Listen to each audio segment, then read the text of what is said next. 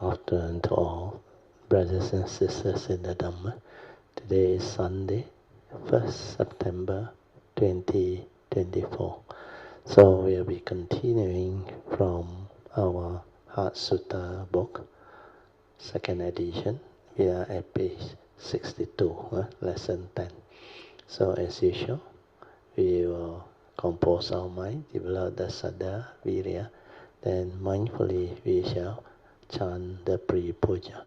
Namo 本师释迦牟尼佛 Namo 本师释迦牟尼佛 Namo 本师释迦牟尼佛 Namo 观世音菩萨 Namo 观世音菩萨 Namo 观世音菩萨 Namo 阿弥陀佛 Namo 阿弥陀佛 Namo 阿弥陀佛 Namo 弥勒佛 Namo 弥勒佛 Namo 弥勒佛 Namo 药师佛 Namo 药师佛 Namo 药师佛 Namo 普贤菩萨 Namo 普贤菩萨 Namo 普贤菩萨 Namo 地藏王菩萨 Namo 地藏王菩萨 Namo 地藏王菩萨 Namo 佛菩萨 Namo 佛菩萨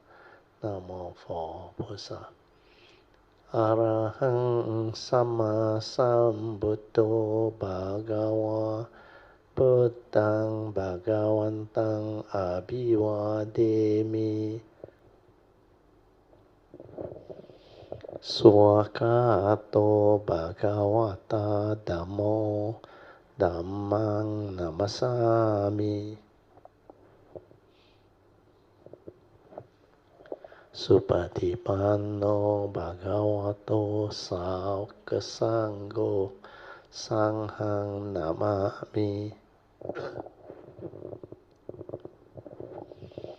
Namo Tassa Bhagavato Arahato Sama Sambuddhassa Namo Tassa Bhagavato Arahato Sama Sambuddhassa Namo Tassa Bhagavato Arahato Sama Sambuddhassa Buddhang Saranang Gacchami Dhammang Saranang Gacchami Sanghang Saranang Gacchami Dutiyampi Buddhang Saranang Gacchami Dutiyampi Dhammang Saranang Gacchami Dutiyampi Sanghang Saranang Gacchami Tatiyampi Buddhang Saranang Gacchami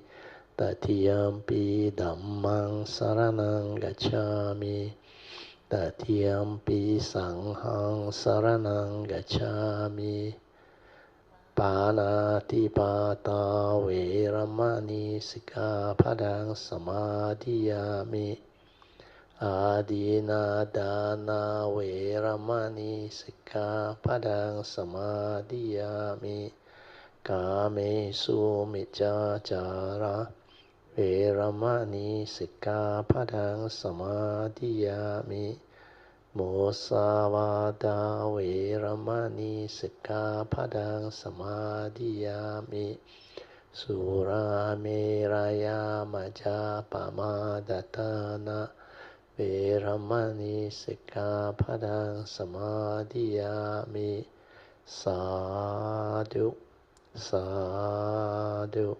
Sadhu. Okay, let us pay respect to Puja. Buddhang Pujami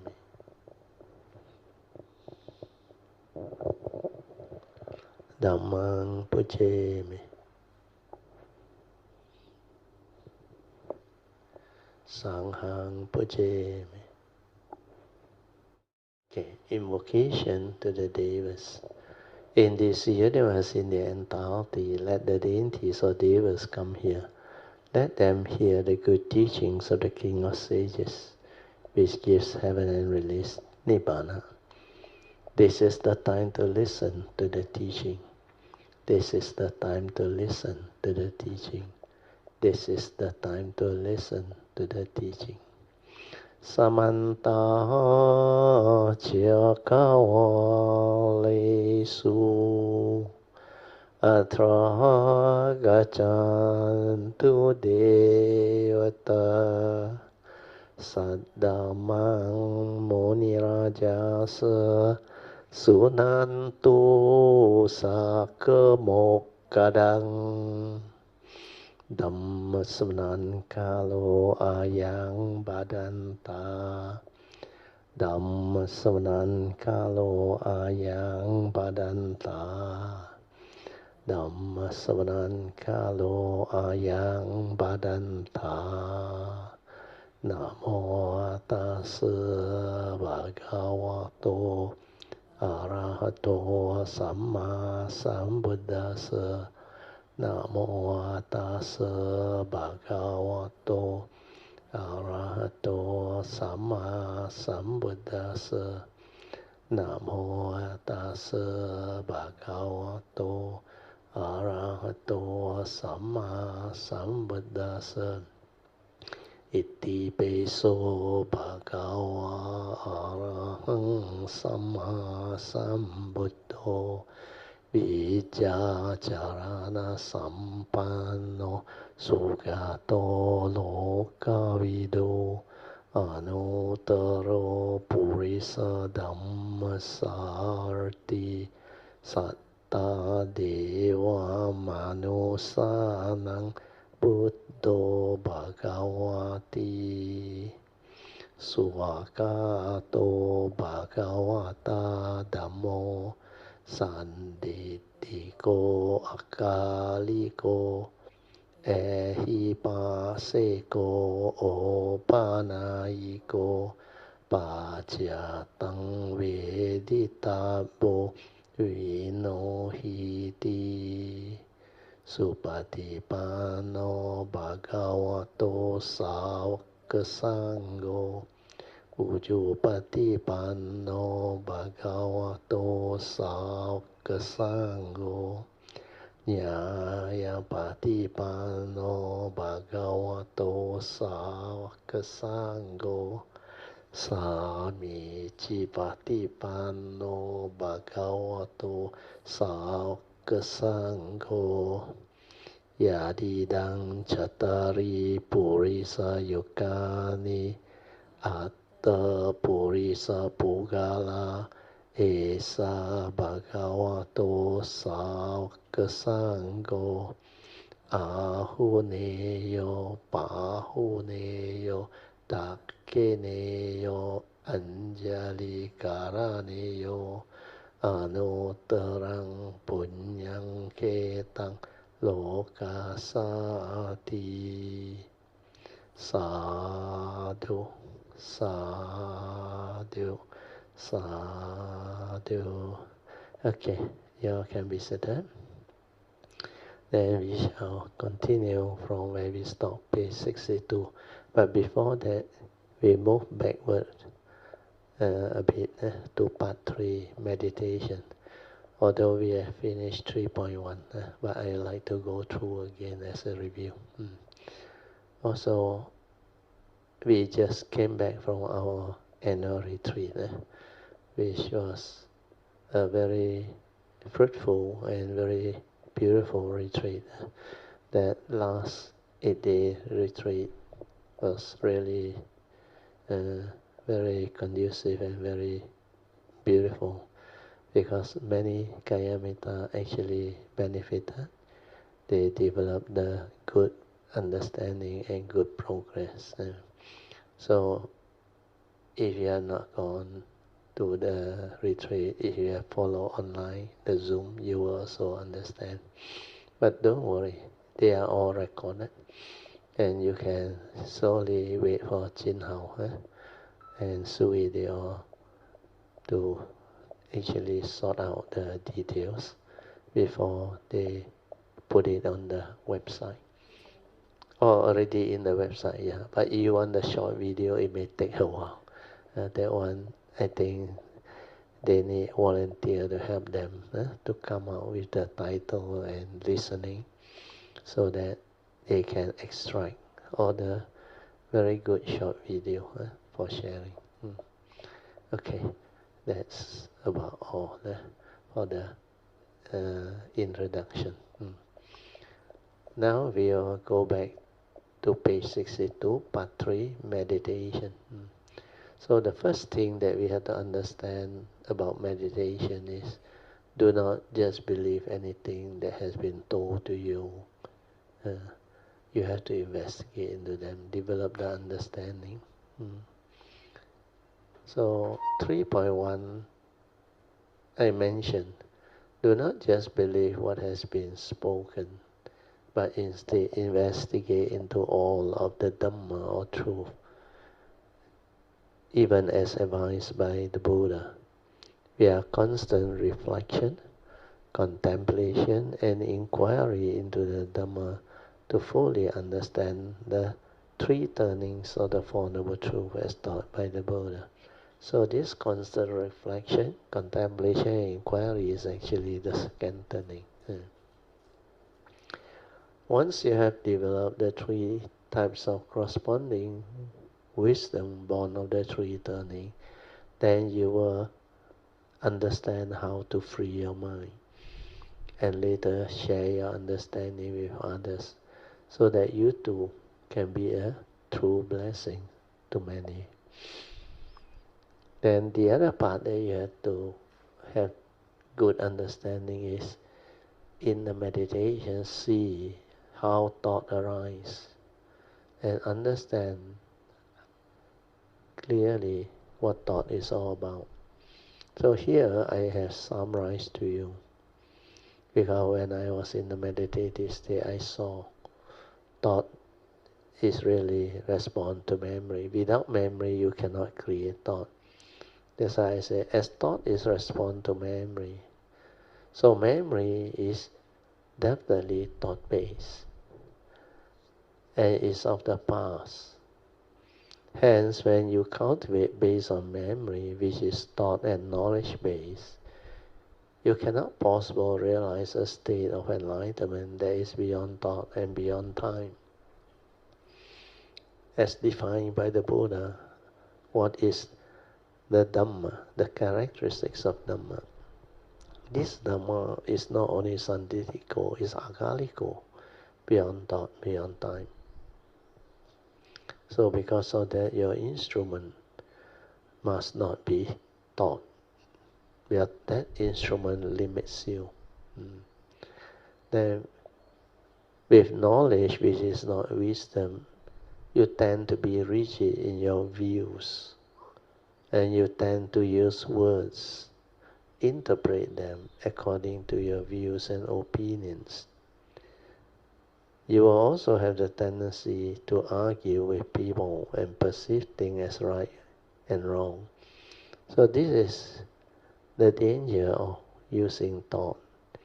Before you have the wisdom, the user of thought is normally deluded, full of ignorance and avijja. So because of that, thought seldom become right thought. Most of the time it condition wrong thought. So wrong thought are thought that condition your suffering, your misery, your fear, your worry, your anxiety, your selfishness, your emotional negativity. Sometimes it also trigger of fear, worry, anxiety. So all these are wrong thought. The right thought, born of wisdom, are very different. They are without the evil roots of greed, hatred, and delusion. They are virtuous thought, good and appropriate thoughts that brings about harmony, peace, understanding. So all this, as you cultivate, you will develop the understanding.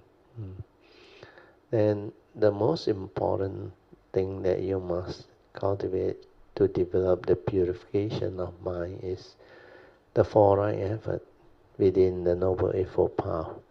So the four right effort is part of the Noble Eightfold Path. Noble Eightfold Path start with right view or right understanding. We have to understand truth. We have to understand the nature's law that governs life and existence, especially the three spiritual laws. When you understand them, then you will understand life. Otherwise, you cannot understand life. Where the whole of life and existence, they are subject to this spiritual law, especially the three spiritual laws of Karma Niyama, Chitta Niyama, and Dhamma Niyama.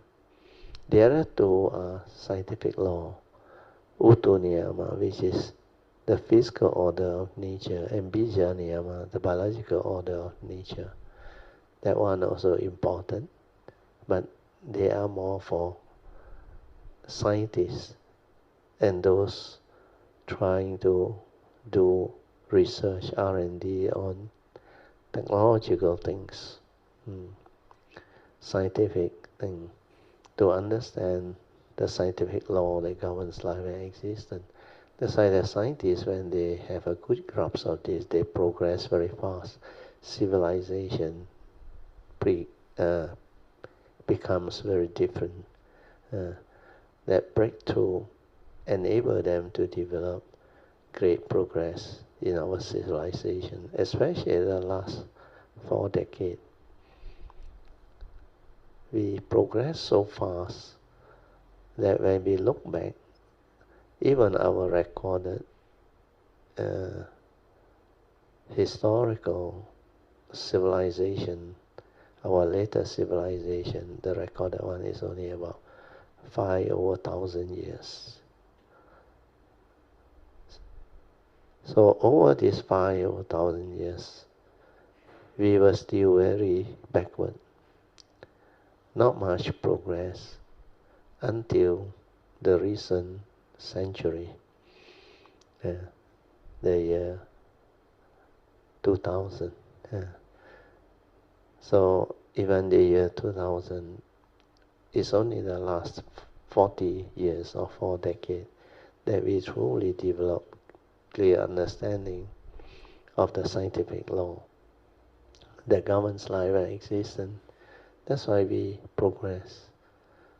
Then 2,600 years ago, when the Buddha arose, he taught the spiritual law. And at that time, the first 500 years of his era, the spiritual law understanding gained strong footing. That's why we had a lot of enlightened beings at that time. But technology, scientific understanding was lacking behind. That's why you couldn't see the transformation of understanding towards civilization's progress.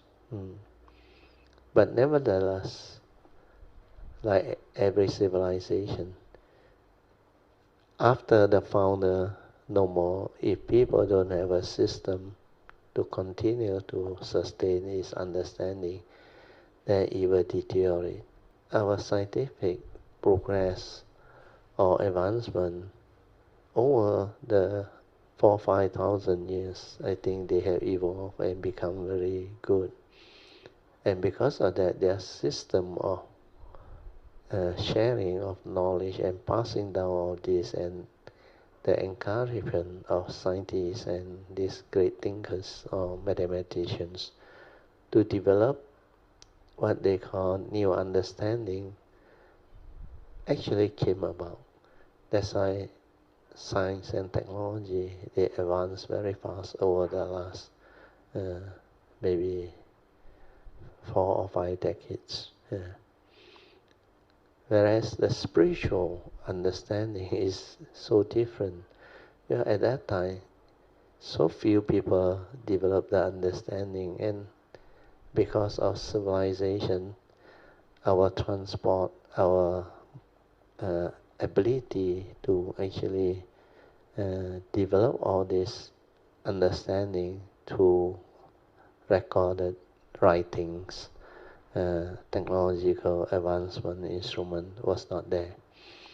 So everything was handed down verbal via chanting and all those things. Then not until 300 years later, after the passing away of the Buddha, then only we have what they call writing.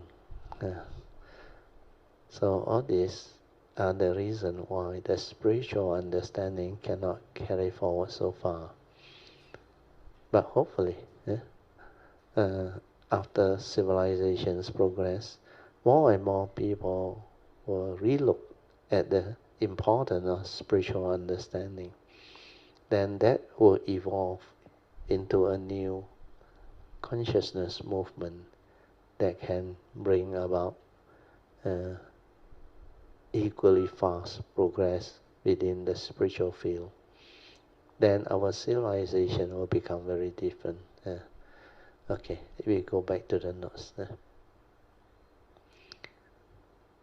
That's why I said, when it comes to cultivation, you must have the four right efforts. So four right efforts, the first one is, as I explained, the first path factor is right view, or right understanding, which I've explained, the spiritual law and the scientific law that governs life existence. Then from your right understanding or right view, you will know how to arise the appropriate right thought, right speech and right action, and right way of living life, to help develop the progress and understanding how to be a virtuous person, how to be a truly cultivator who can follow the advice of the Buddha to avoid all evil, do good, and purify the mind. So having right view to come out with right thought, right speech, right action is very important, and even how to live your life. But then the cultivation to have the right thought, right speech and right action and right livelihood is not easy. That's why this fifth path factor come in.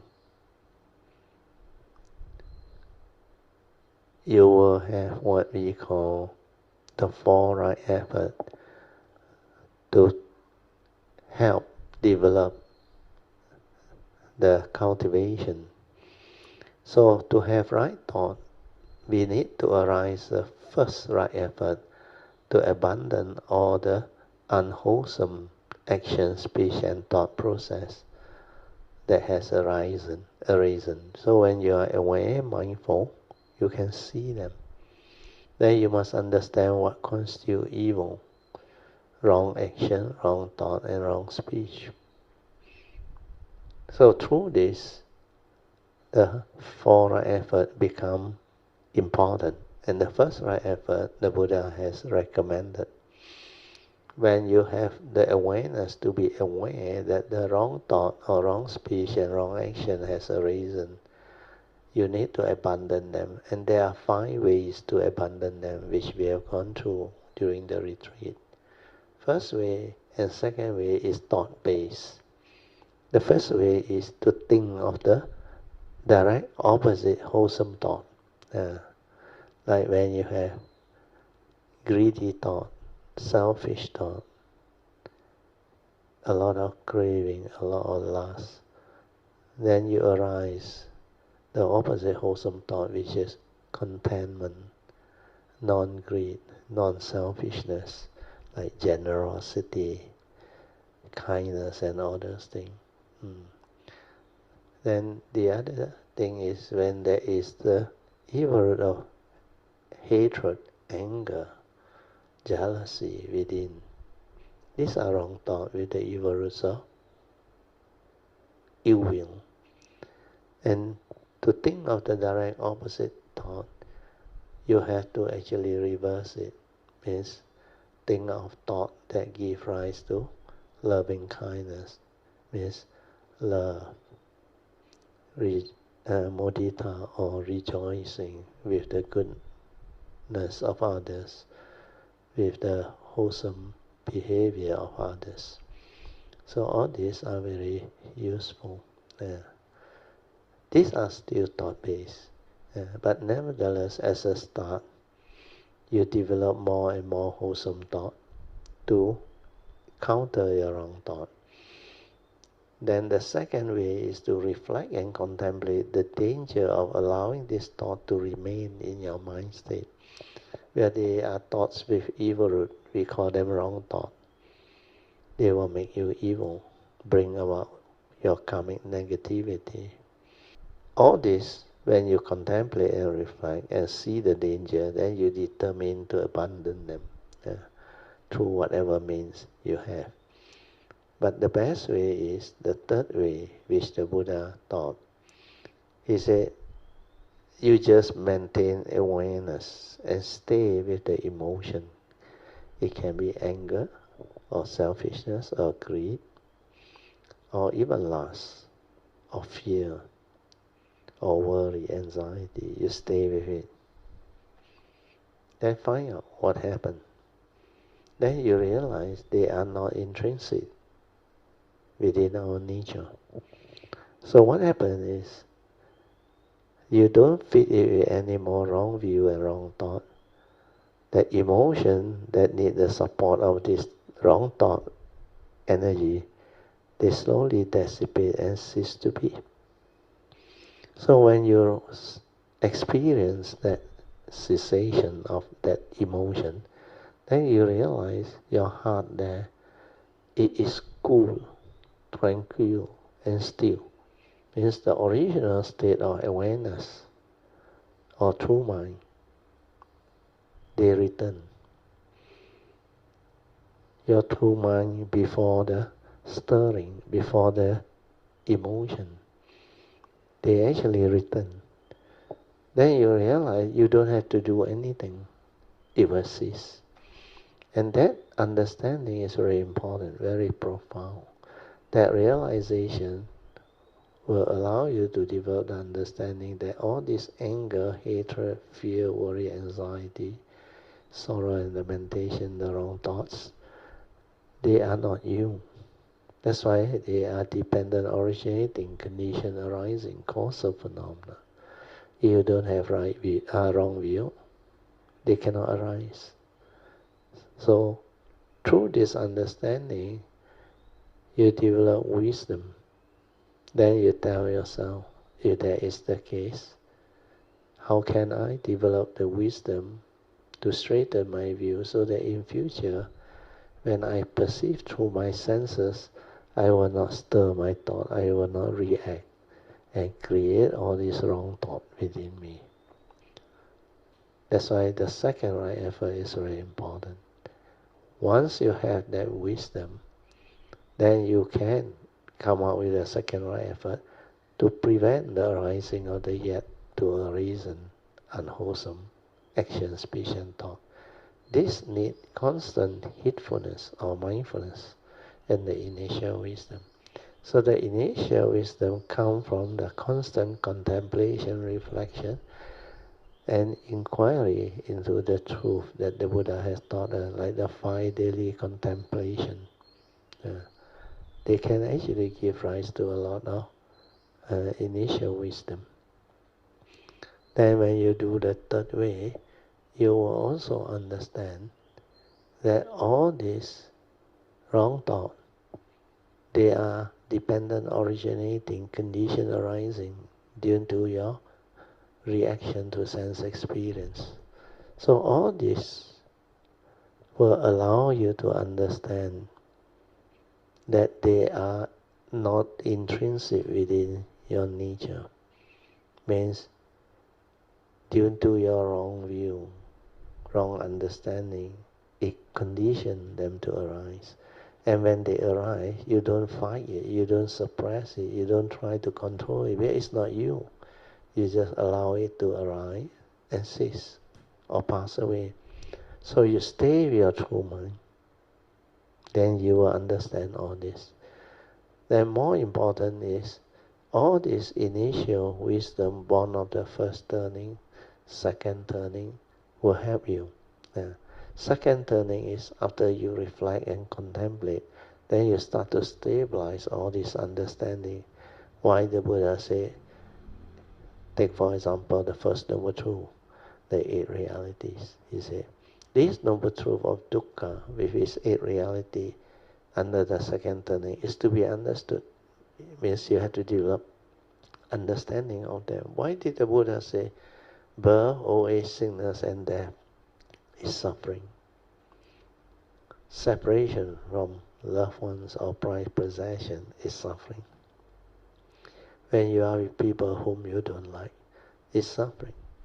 When things don't go your way, your expectations in life are not met, you suffer. Yeah. Then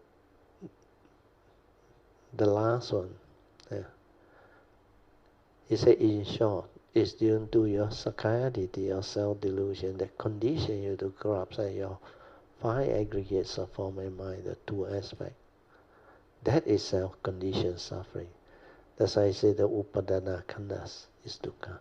So you contemplate, you reflect. Then you try to understand what constitutes the 5 aggregate. Then put it to test, investigate into it.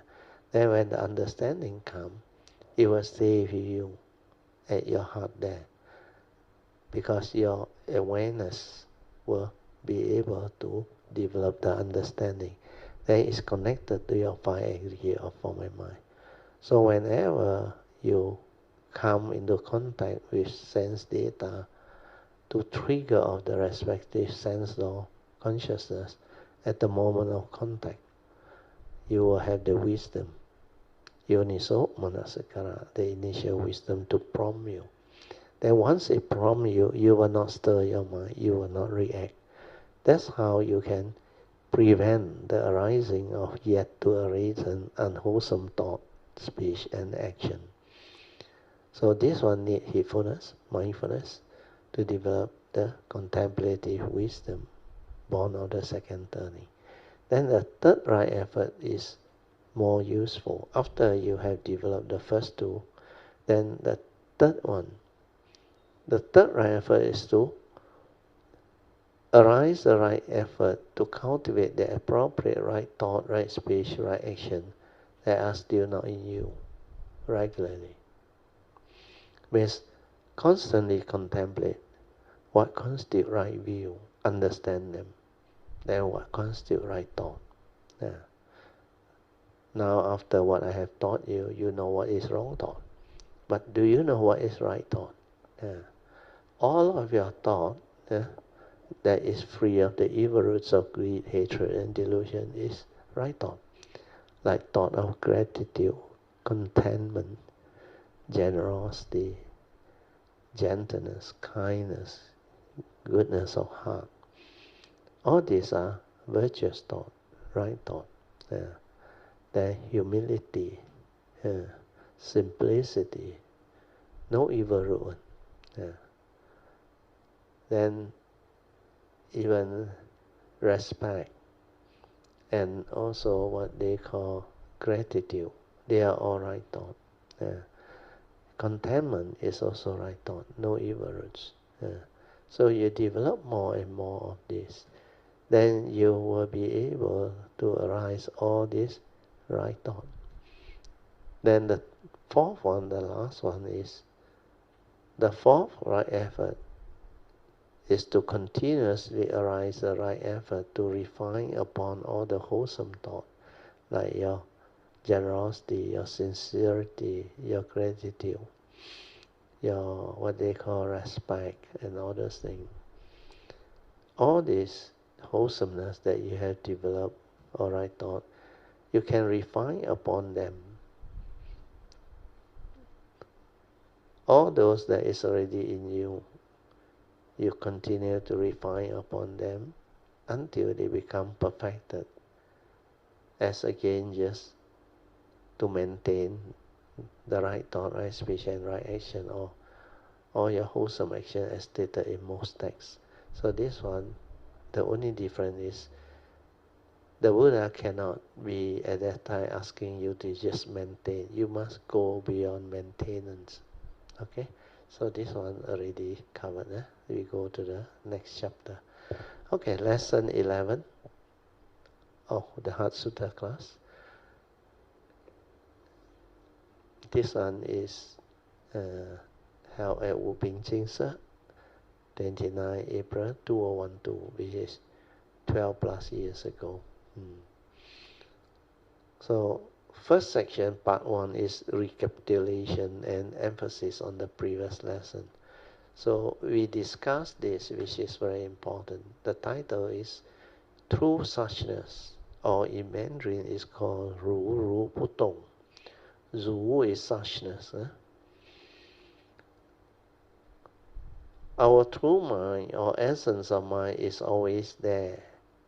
True suchness, or Ru Ru Pu Tong in Mandarin.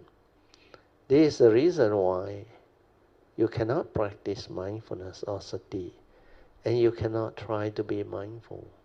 But the trying and the practice or noting and doing of meditation, etc., are always by the thought. If one does not understand the true principles of the true mind, that is, the essence of mind is already there, and we cannot, or we don't have to do anything to be mindful. Whereas the moment you are silent without thought, or with the inner awareness without thought, you are already naturally aware or mindful and heedful, and you will be able to see things as they are naturally, to understand the truth and the reality arising within the moment. For if we do not stir the mind or cause it to arise the thought process or thinking, we are our heedlessness or so-called conditioning or habitual tendency, born of wrong view, then our mind will be quiet and silent without thought. Then it can be aware of its essence.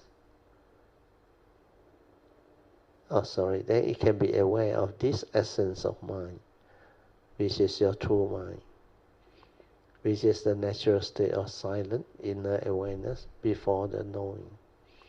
Hence, mindfulness or sati, which is a silent inner awareness, will automatically shine forth from your nature within. Because man can only do one thing at a time. Either you are silent and aware within with your nature or essence of mind, or you are lost in thought and is preoccupied with your activity of mind or thinking and reacting, etc. Just like the analogy of the sun.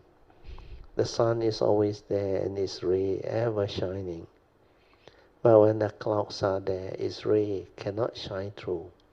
So similarly, your thought, your various emotion and reaction or stirring of the mind are like clouds, obscuring your true nature or true mind from shining forth. Hence your inability to see things as they are via the direct seeing with your silent mind or true mind. According to the Sutta on dependent origination or Paticca Samuppada as taught by the Buddha, the first three links are avijja paccaya sankhara, then sankhara paccaya vijnanam, that is dependent on ignorance, arises sankhara or mental activity or mental thinking. Then dependent on this mental thinking or sankhara, arises mind or consciousness or thought consciousness, or what we call vijnanam. This is just a pure consciousness or awareness before the knowing or the perception and labeling, etc. That is, there is no one to see or perceive, means objective seeing. As the true sati is without the observer, there is only an awareness of the phenomena or the impersonal process of dependent origination, arising from the pure awareness or the essence of mind, which is the unconditioned and without the thought, which is part of the egoic mind. Or as per what the Buddha had often said, he said, in the seeing, there is only the seeing consciousness, and there is no one to see or observe. Where they are all conditions arising naturally and causal phenomena. So this is the true understanding of anatta within the Paticcasamuppada teaching, born of right view. Hence no more Sakaya deity or self-delusion. It is delusion that conditions the living being to cling and grasp onto the 5 degrees of form and mind, or the mundane mind. And this is the main cause of one's suffering. And because of the first tooling of the dependent origination, law of dependent origination, which is avijja paccaya sankhara, every moment of consciousness you will think and stir your mind because of your ignorance, that condition your habitual thinking to think the wrong thought. And this is how one becomes heedless. So if there is no wisdom or yoniso manasikara, which is a wise attention at every moment of sense experience, then the mind will be conditioned into craving via the link vedana paccaya tanha, or dependent on feeling, craving comes to be. When there is no wisdom or wise attention at the moment of sense experience. So all this you can see them in your meditation when you are aware. The meditative silent awareness can allow you to witness all this and develop the understanding and awakening. Okay, then we move on to part 2. There was a question. Question 1. I remember this one was asked by Sister Chui. He said, why did the Buddha say, verily, O bhikkhu, should anyone, not necessarily a Buddhist, who cultivate this 4 foundation of mindfulness or the satipatthana in this manner for 7 years, then by him one of the 2 friction is proper to be expected. Sainthood in the here and the now, or if some form of clinging is still yet present, the state of a non-returner or anagami, which is the 3rd stage of the supramundane enlightenment. The question is, and why not at least a sotapan or a sakadagami is to be expected? Then I reply, Bharatiya reply. I said very lightly at that time, it is because the Buddha knew that the 4 foundations of mindfulness is such a powerful cultivation that it can lead to at least the realization of anagami, if some form of clinging is yet present. The other reason is, in the 4 foundations of mindfulness cultivation, it is stated that only after overcoming covetousness and grief can one cultivate the 4 foundations of mindfulness, which is basically kaya nupassana, vedana nupassana, citta nupassana, and dhamma nupassana. As the Sotapanna and Sakadagami are still not free from the fetters of ill will and sensual desire or covetousness, and they still have to come back to the sensual line for at least one more life. This is the reason why the Sakadagami is also called a once returner, whereas Anagami is called a non-returner, one who has no more delusion, but still some form of minor clinging and conceit. So the Anagami will be born in the pure abode within the form of Brahma line. The 10th step of the Avijja Sutta is also very clear on this. The 4 foundation of mindfulness is step 8 of the Avijja Sutta, only to be cultivated after step 6, which is sense restraint, and step 7, the 3 way of right conduct, has been cultivated. So this one will explain why the Buddha mentioned at least an anagami or an arahant is to be expected if you have done it correctly. So the reason being is that after overcoming covetousness and grief, and these are the attachment to sensual desire and ill will, which first stage of sainthood still have. Then second stage of sainthood you still have, but it has been attenuated. Only at the anagami stage you completely root it out. So after overcoming covetousness and greediness, after you have gone beyond the first stage of sainthood and second stage of sainthood, then only you can really cultivate the four foundations of mindfulness. Otherwise, it doesn't help you much. So that is a very important understanding. Why the Bodhisattva way of cultivation is not much emphasized in the Theravada tradition. What is emphasized is mainly the sainthood way, accumulating to arahantaship. So that question was very good. Then I explained. I said the Buddha at the time, 2,600 years ago in Kosambi, gathered a handful of leaves in his hand and explained to the bhikkhu then its essential meaning. The Buddha said, even so among many other things that I have fully realized, but not declared out to you. Few other things I have declared out to you. And why, among, have I not declared them? They, among, are indeed not useful, not conducive, are not essential for the holy life of purity. They do not lead to disenchantment, to dispassion, to detachment, to tranquility, to full understanding, to cessation, to enlightenment, and to nibbana. That is why they are not declared by you. So the Buddha knew during the era the condition was such that the sainthood way we are cultivating the three turning of the Four Noble Truths is the fastest and most appropriate, hence the teaching then. The other reason could also be because the Bodhisattva way is so much longer. Need aeons and aeons of cultivation to perfect the 10 paramitas of perfection. And this way is so much more difficult. So to be a bodhisattva, one must have a very great compassion and a very big heart to come back for the living being. And they have to vow to save the limitless living being.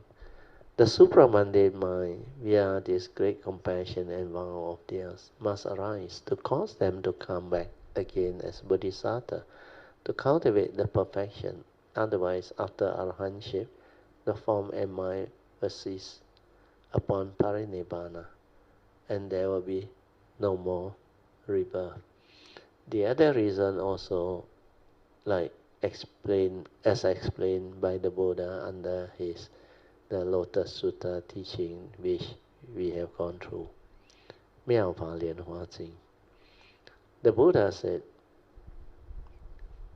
initially what they have taught is the provisional teaching.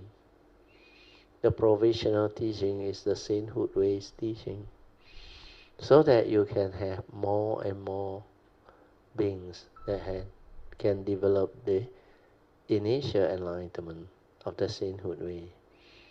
And once you have enough of this, then it is possible to teach them the higher teaching, so that those who have the understanding and the parami can continue.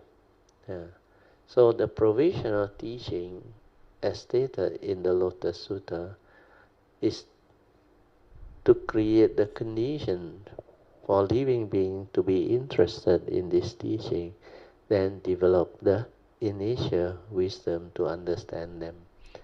Then to go this bodhisattva way, which is a very long practice and cultivation that take aeons and aeons, it's not easy. Only those that have the what they call affinity, faith and understanding can take. So because of that, in the Lotus Sutra is also mentioned, he said basically there is only one teaching, the supreme vehicle teaching, which is to realize Sammasambuddhahood. Whereas the initially thought, where they call it the other two vehicles. The first vehicle is the sound hearer, means to teach the provisional teaching so that after hearing the Four Noble Truths and these three turning and all the essential Dhamma, they can become enlightened to the first stage of sainthood, second stage, third stage, and finally arhantaship. So they call this the enlightened disciple of the Buddha following the sainthood way. They call it sound hearer, where at the time of the Buddha, they can only listen to the teaching. That's why in Mahayana they call it Sen Wen. They perceive the teaching through sound.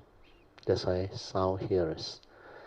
Then there is another group which the Buddha knew, very small number, but enough to develop their own enlightenment. Even without sasana, they can also gain enlightenment. They contemplate on the law of dependent origination, paticca samuppada.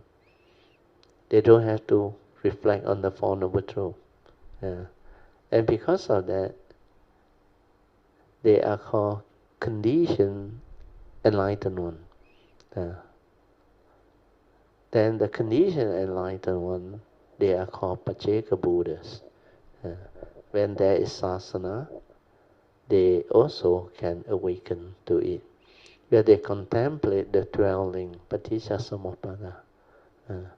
And the conditioned enlightened one are a second type of, or second category of enlightened being that are more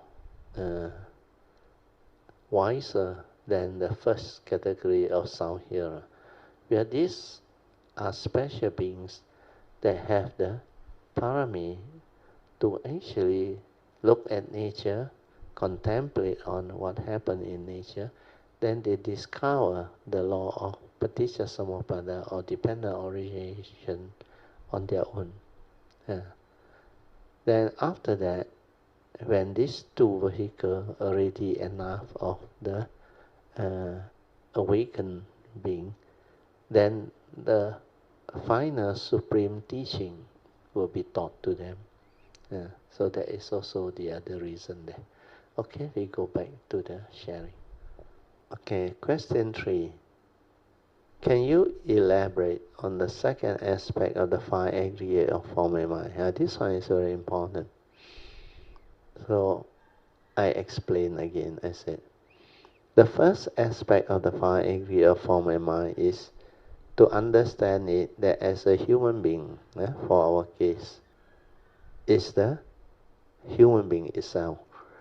So as a human being, we have the physical body and the mind trapped inside. So the Buddha subdivided the mind into 4 more aggregates. To understand this, you need to inquire, what can your mind do?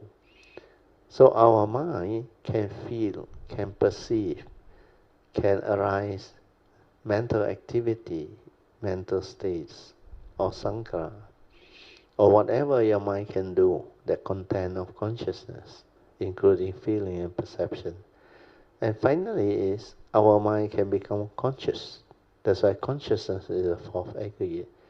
You can become conscious of what you see, what you hear, what you smell, what you taste, what you tactily feel and think.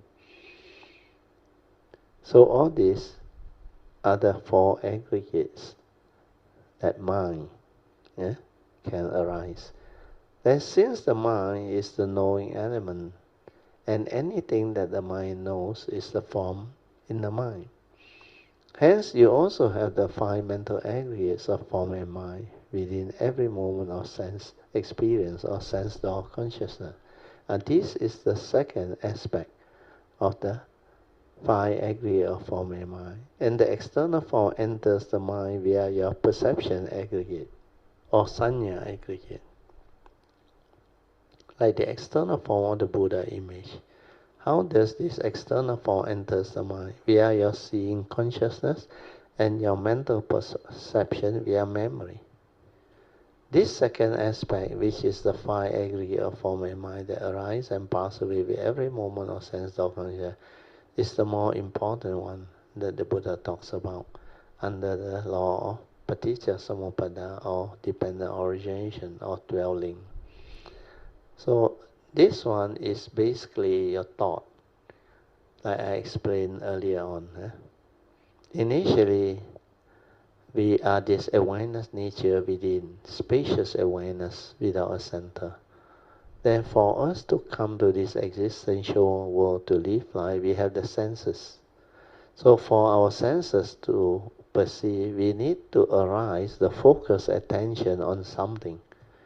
So you shrink your spacious awareness to a small area, then you perceive what you manage to see, or hear, or smell, or taste, or tactily feel and think. So when you shrink your spacious awareness, then take for example seeing. Then in the seeing is only that pure consciousness, no one to see. But the egoic mind for memory, your thought process, they actually arise straight away.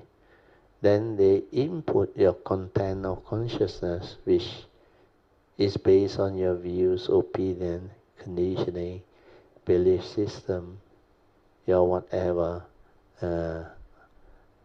accumulated conditioning.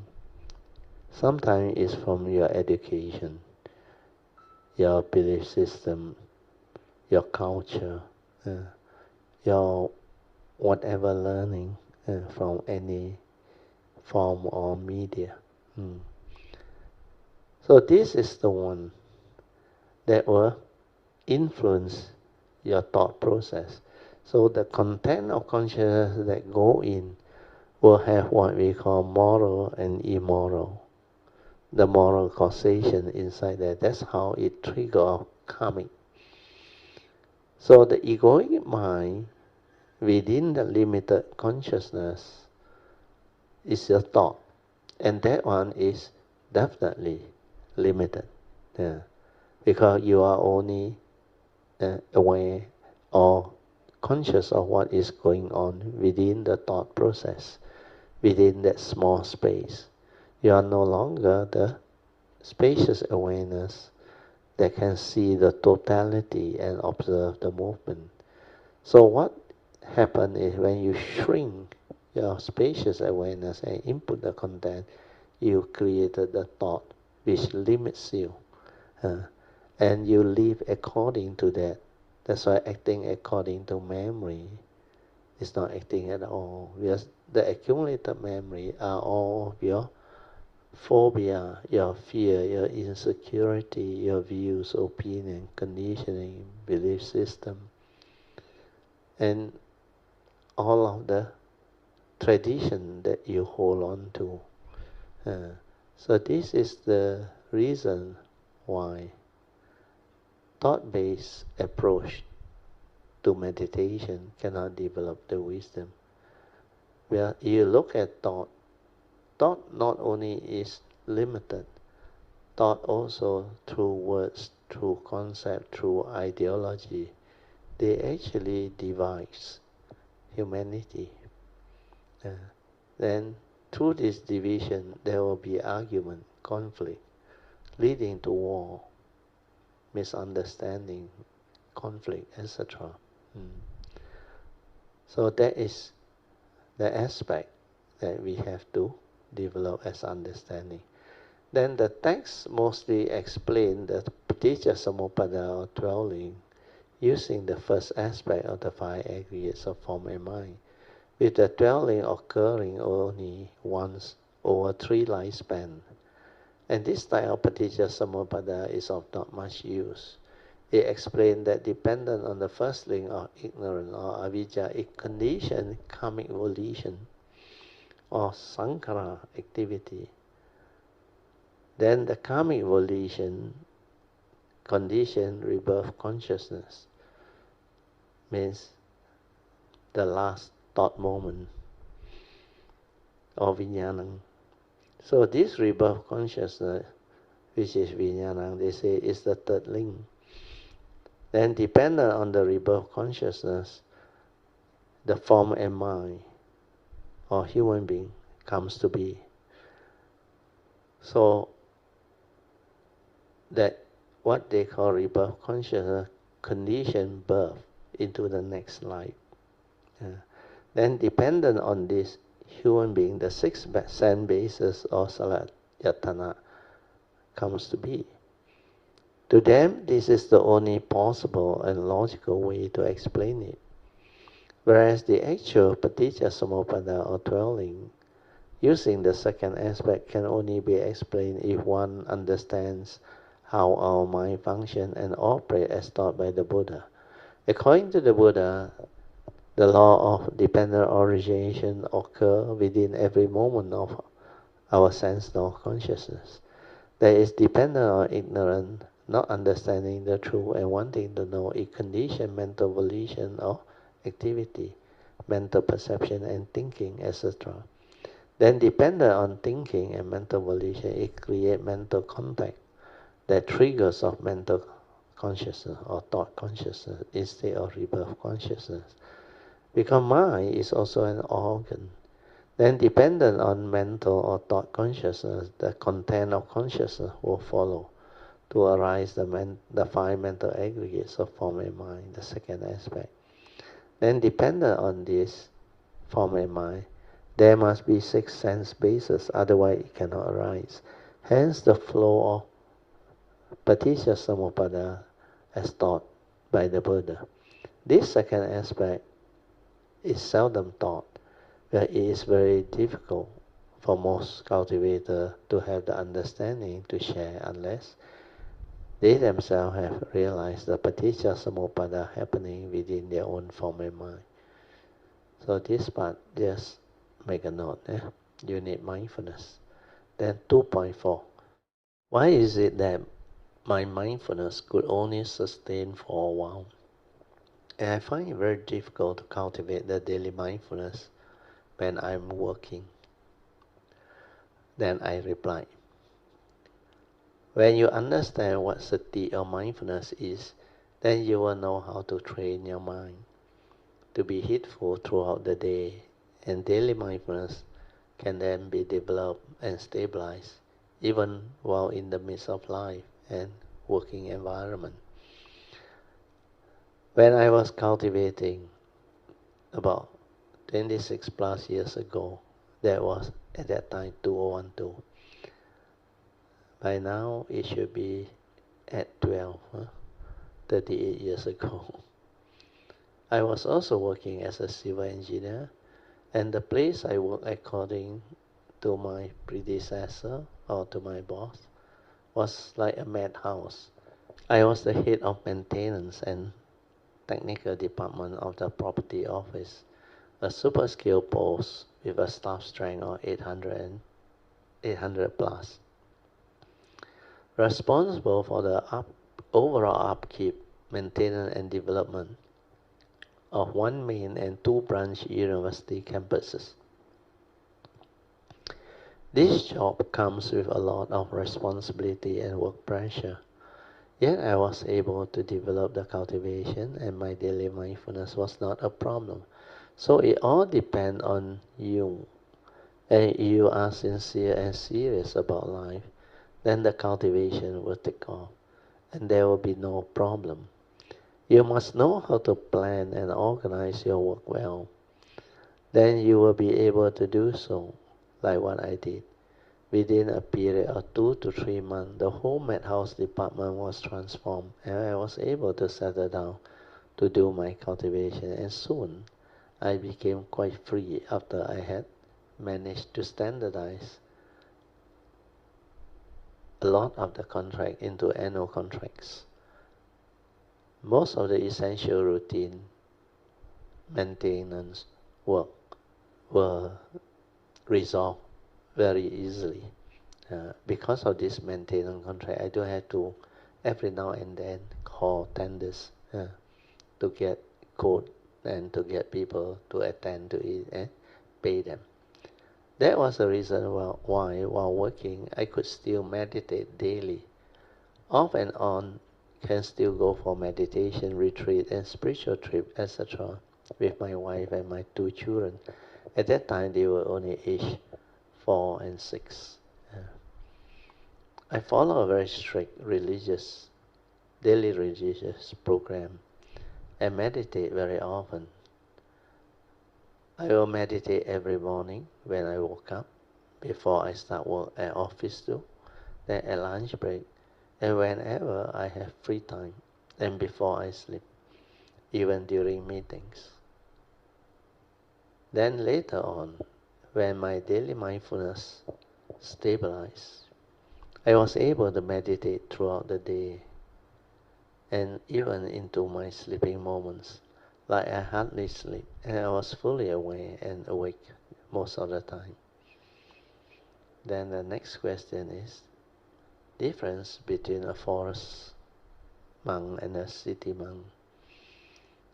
So this was a good question. What is the difference between a forest monk and an ordinary city monk? I replied, it is just different terminology used to describe these 2 different types of monks. The forest monks are those from the forest tradition, especially those within the outskirts of Thailand, where they still practice the forest tradition as laid down by the Buddha.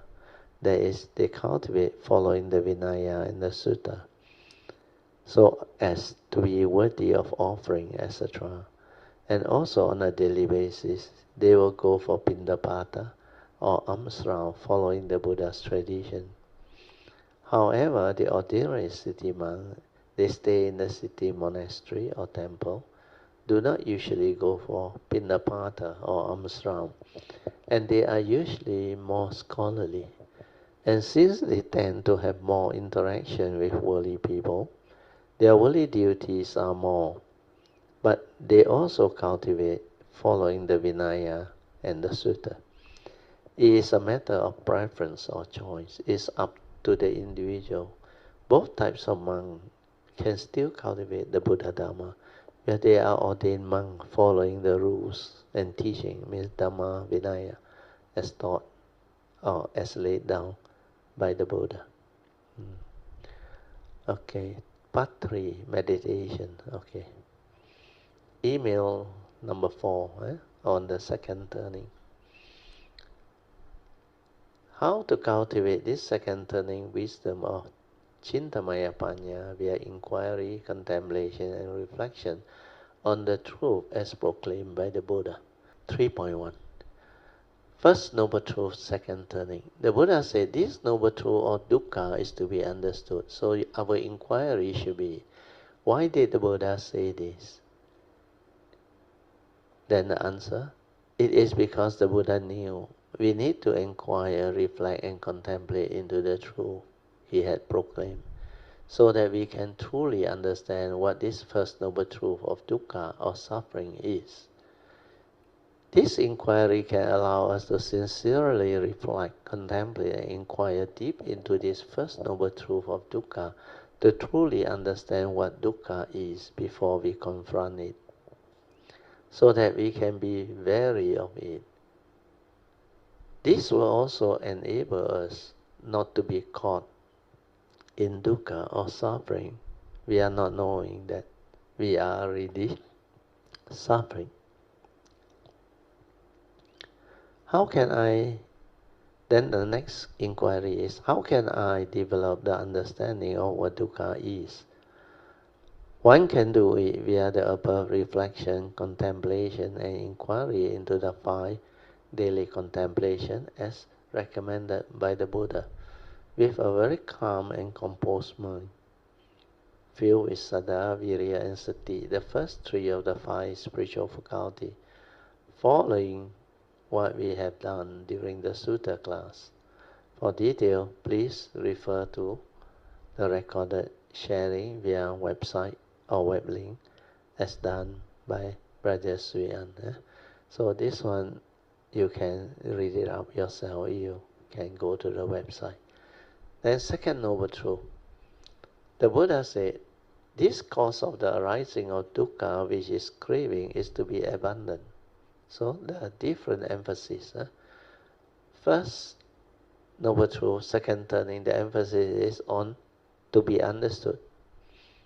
Then this one, the cause of arising of suffering, under second noble truth, which is craving, is to be abandoned. So the inquiry is the same. Why did the Buddha say this? There is craving, which is the cause of one's suffering, is to be abandoned. If craving is not abandoned, we will continue to suffer. So that is the understanding. Then how can I abandon it? The answer is to reflect deeply into the four right effort and the 5 daily contemplation, as advised by the Buddha, followed by the Dhamma on impermanence, suffering state, and anatta nature of the 5 aggregates of form and mind. To use the four right effort and the 5 ways as taught by the Buddha to abandon the unwholesome thought and the craving that condition our unwholesome activity, speech, and thought. As we all understand, finally only the freedom frees. Only wisdom frees. So to use the fourth way, which is to trace the origination factor, then retrospectively reverse it to develop the wisdom to free. And this is the best way thus far. This fourth way uses heedfulness to cultivate the mindfulness of the 6 internal and 6 external sense bases via Dhammanupassana. Means mindfulness of Dhamma cultivation to trace the origination factor, leading to the wisdom, thereby enabling one to understand clearly how your mind has been tricked into attachment or clinging and reactive mode via one's delusion, because there is no yoniso manasikara or initial wisdom or wise attention at the moment of sense experience. Craving born of delusion is the cause of all our attachment and clinging to our 5 aggregates of form and mind that condition our suffering. So this one also same, to refer to the 18 March 2012, 6 Heart Sutra, Part 3. Question 1, short note for detail. Okay, then number 3. Third noble truth, second turning. The cessation of dukkha is to be realized. Inquire, why did the Buddha say this? Why is this cessation of dukkha is to be realized? So that one does not have to suffer anymore. Because according to the Buddha, suffering need not be, and that this cessation of dukkha can be realized in the here and now before one dies. The other reason is the second turning emphasis here is on the word realization, because the Dhamma or enlightenment is not a knowledge, but a wisdom which is to be realized or awakened to without thought. Then how can I realize the cessation of dukkha? Realization can only arise when one has trained one's mind to have the initial heedfulness and wisdom, whereas after overcoming covetousness and grief, to cultivate the 4 foundation of mindfulness and the Noble Eightfold Path as taught by the Buddha. Then 3.4. Fourth noble truth, second turning. The Buddha said this fourth noble truth, which is the Noble Eightfold Path that leads to the cessation of dukkha, is to be cultivated. Again, the inquiry, why did the Buddha say this? This second turning emphasis on the word cultivated instead of only to be understood as per the first noble truth. The reason being, Noble Eightfold Path must be a part of you for you to be able to live it. Hence, understanding it alone is not enough. That is, you may understand, but you cannot live it. Then how can I cultivate it? The answer is to contemplate, reflect, and inquire deep into all the Noble Eightfold Path factors, to develop the true understanding of what they are as taught by the Buddha. Like for the first perfecter of right view, Samadhi. What are the three important right view as taught by the Buddha? They are the law of karma, karma niyama, the law of truth or the Four Noble Truth, and the law of dependent origination or paticca samuppada, main citta niyama. One also needs to train one's mind to be heedful and ever mindful, with the right sati and mindfulness to see things as they are, following Dhammapada verse 23, which states that the ever mindful, constantly meditative, and the steadfast one will realize the supreme born-free nibbana. The three turning is always on the realization or enlightenment path. Okay, we finish. Just nice for our awareness-based meditation. We'll stop here. Page 72. Remember the four support. Relax, maintain awareness, stabilize awareness, and trust. You all can slowly, mindfully come out of meditation. Try to maintain whatever inner peace, inner calmness, and inner awareness that you have developed for as long as you can. Okay, now we are on second session, which is meditation reporting, followed by whatever question you may have. Question regarding the meditation, the Dhamma, or how to develop the application of the teaching to help you understand life and solve your life problem. And the last one is share whatever you can on the Dhamma itself, Dhamma in daily life.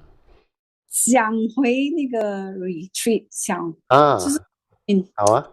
I think it's like I just reflected on the retreat. I have so much joy because 沙丢because 很多的法喜，因为在那几天那种感觉是不一样的，因为它是没有什么的 sankara，you know， 你走路也很快，你做事也很快，而且你知道你接着要做什么，你很清楚的知道。对对对 ，like very natural。Yes 你的 mind 好像mind state 好像很 light 这样，you know what I mean？ 对对对对，很轻松啊，就是感觉轻松又 clarity， then the mindfulness is automatic inside there one。那个卡亚跟那个 awareness 对 ，awareness very clear and very stable。所以还有就是感觉就是很开心，就对，早上我起来，其实我也没有特地去想，但是他就是很觉得，哎，这次的 retreat， I mean， everyone works together, you know, and so good, and then and a lot of harmony, understanding, and many people develop the progress. Yes. The consciousness is so different again. It's like when we were there, we finished off the Heart Sutra very early. Then after that, the sharing all going very smoothly. And the main thing that really surprised me or developed joy in me was seeing the progress in a lot of retreat attendants who attended, especially the older people. And after they have the understanding, they were able to actually receive a lot of what they call the real karmic test. In fact, all those who have problem before they go in because of karmic obstruction or say, they turn around and recover so beautifully. One of them is, of course, PG. Yes. For 2 years, karmic obstruction. Then first year was the health was too weak. Second year, on arrival at the temple, he fell, and again the health was not good. then couldn't benefit much. But this year he make it a point to actually prepare herself.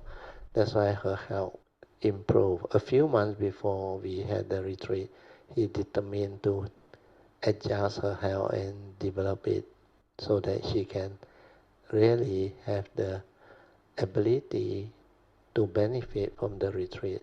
And it really worked out very well. You can see the big difference. On the first day I noticed it, then I congratulated her. I said, 今年 you will do well because her condition is so different. No more karmic problem, and the health improve. No more like fear the cold, and the climate is not a problem for her anymore. Then terbalik, Sis Poh Lian again the operation one day before she the schedule for us to go to the retreat. But also it's a blessing in disguise for her. At first she already decided maybe not convenient because nobody help her do the dressing. Then luckily you advise her to contact Dr. J, and through that he got to go. Then also while there, you all managed to help out. Then the other one is Yun Chan. Second day, I think, was it second day? Got stung by the hornet.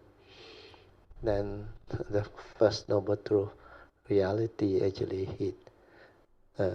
Like the Buddha said, this noble truth or dukkha is to be understood. So at first she came and see me and say, Bhatyo. He said, now the swelling is worse and worse. So at that time, I think she told me cannot meditate. Then Sui add in, he said, a blessing in disguise so that you can contemplate on dukkha. So although it was like a joke, I say, yeah, unless you are confronted with the first noble truth, reality in this case is stung by a bee. Yeah? It's like injury and all those things. Then luckily, I think you took her to see the, was it a clinic or a private? The private clinic in Private Brinchang itself. So that one after the jab, tetanus jab, I think helped her a lot and she recovered. At first she said, very painful. The thing disturbed her, she cannot meditate. But next morning he came and told you, can sleep or is it relative? Then she smiled. Then I said, good.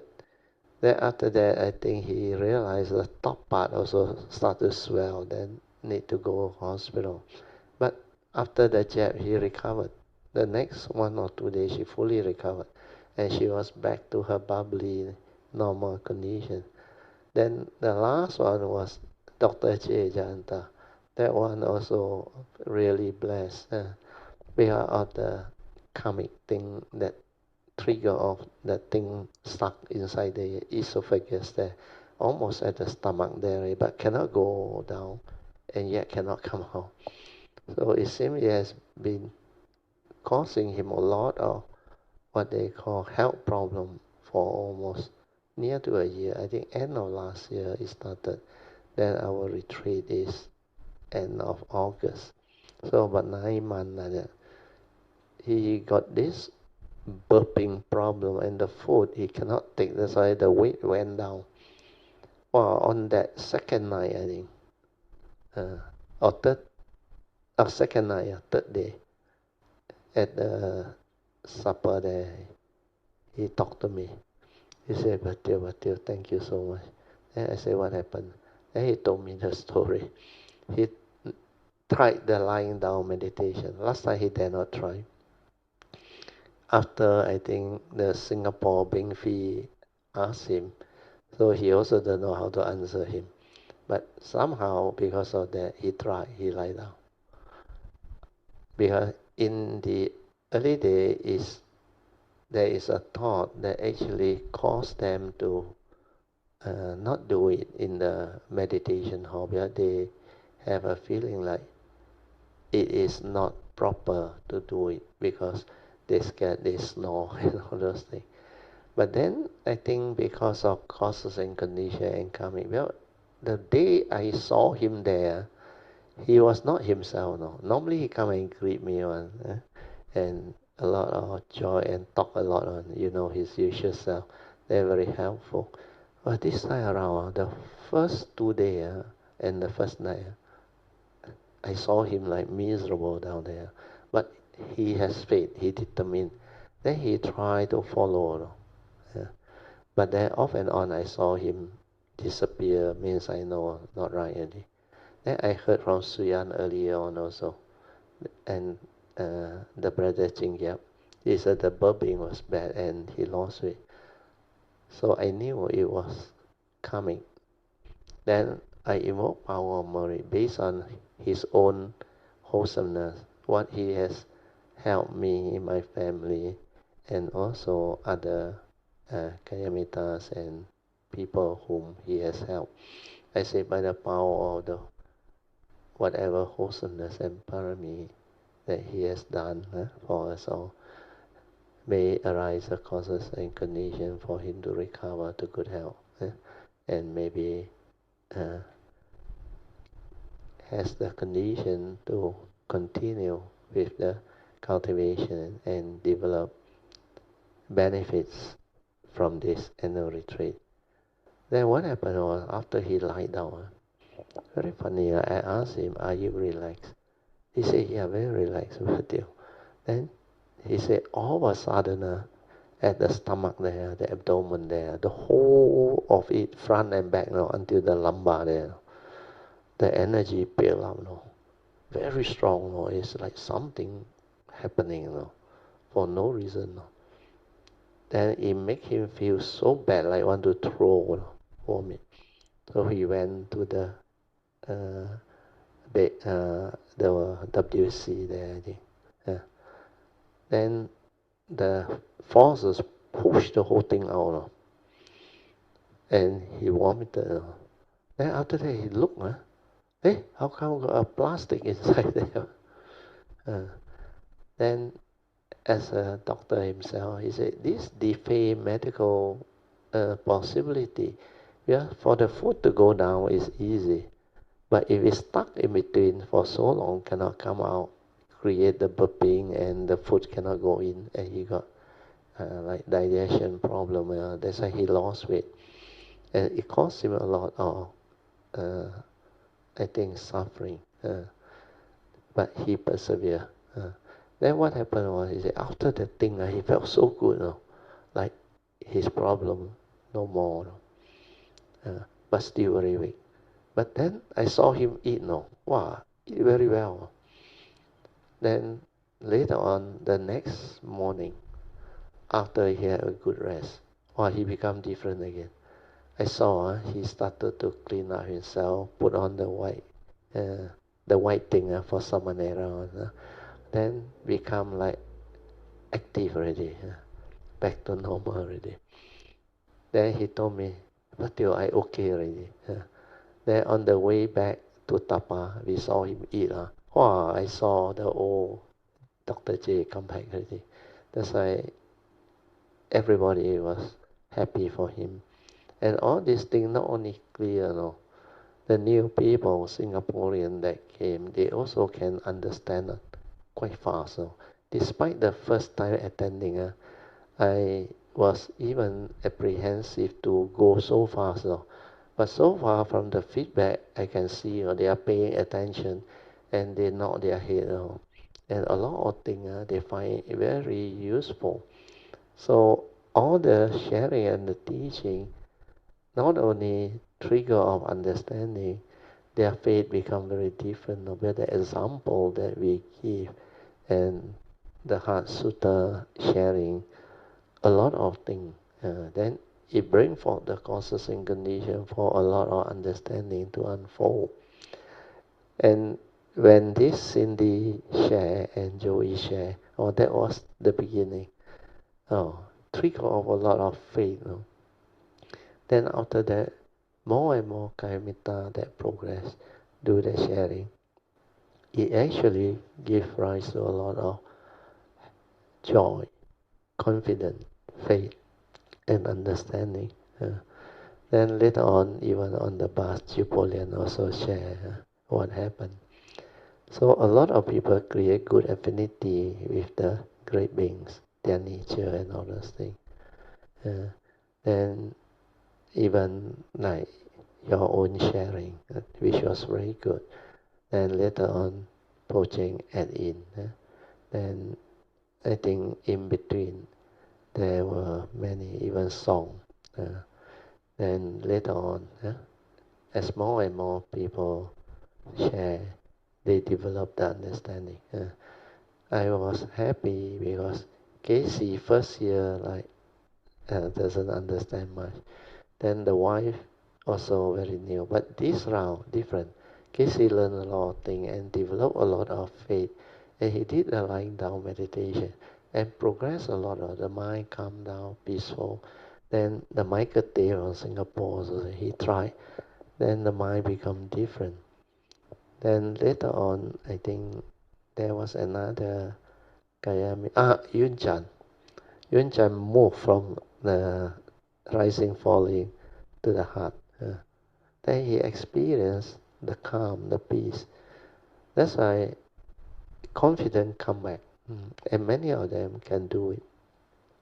So this is how earlier on before the retreat, a few months back, I hinted to Song, Jin Hao, even Pamasuri, they all who attended the class. I say this year retreat will be very different. A lot of you all will progress. It's because the Kayamita force, the consciousness is very strong, and my nature felt. And Neo is meant to be. So all these are really, like your case is also very beautiful. Adeline is in already now. Adeline also progressed a lot. Her sharing also helped a lot. That's why all this become like amazing. Very good. Back to you, Alicia. Yeah, Brother Teo, I was full of joy because with that sharing, it gives rise to a lot of faith and more faith and about the difference between the thought-based awareness-based meditation and thought-based. 那个是最重要的，因最重为要的，对，这就是我们的 main point 嘛，哈。对。Back to 就是所谓的那个这个 retreat 对我而言是非常重要。Yeah, because that will stabilize your what they call awareness within, no? Your nature, they are very strong, no? Otherwise you cannot go through what you experience. Because that one is like last time after 89, after 1989, my mind was like that throughout the day. Like very light, clarity, then mindful throughout, non-stop. That's why based on what you described to me, I sense that your Monday mind sooner or later will collapse already. How long it take, I don't know. Things are happening inside there. Yeah. Otherwise, 你不会 experience that type of transformation. And your whatever cultivation from the past, affinity with all the great beings, actually came back and helped you a lot. That's why I told you, Poland, you must go. No matter how, you must go because Brother Teo already said 这个很不一样。我讲你去啦，我讲你找 Doctor 讲到，如果不能呢，我们就帮你咯。我讲如果你不对，幸好他也是有那个 condition 去。As for myself, I also go through the test. Like I was sick for quite a while. 对。So I even can't go to Tuesday class because at that time. Because the sinus hit me very bad. Yeah. So as for me, I just make an aspiration that 我跟佛菩萨说，如果因缘可以的话，你让我去 service 啦。我说因为，但是我之后我就没有想太多。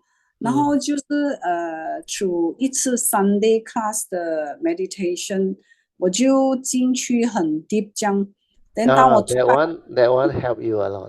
当我出来的时候， your 我感觉 understanding. 我好像 70% heal 了我，对，然后他自己会 heal。所以我就知道大概是有因缘去咯，呀，所以因缘，所以这个让我学习很多，本来就这次让我学到很多，因为很多东西都是要因缘具足才有可以发生。对，所以我是很感恩这一次的 retreat， 也感恩大家。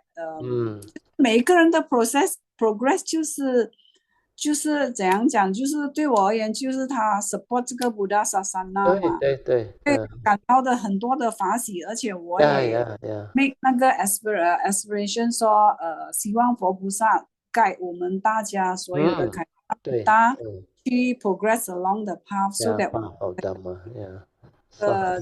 佛法，所以我是很对我而言是很感恩啊，这一次感恩所以 a lot of Kayamita turn out that way.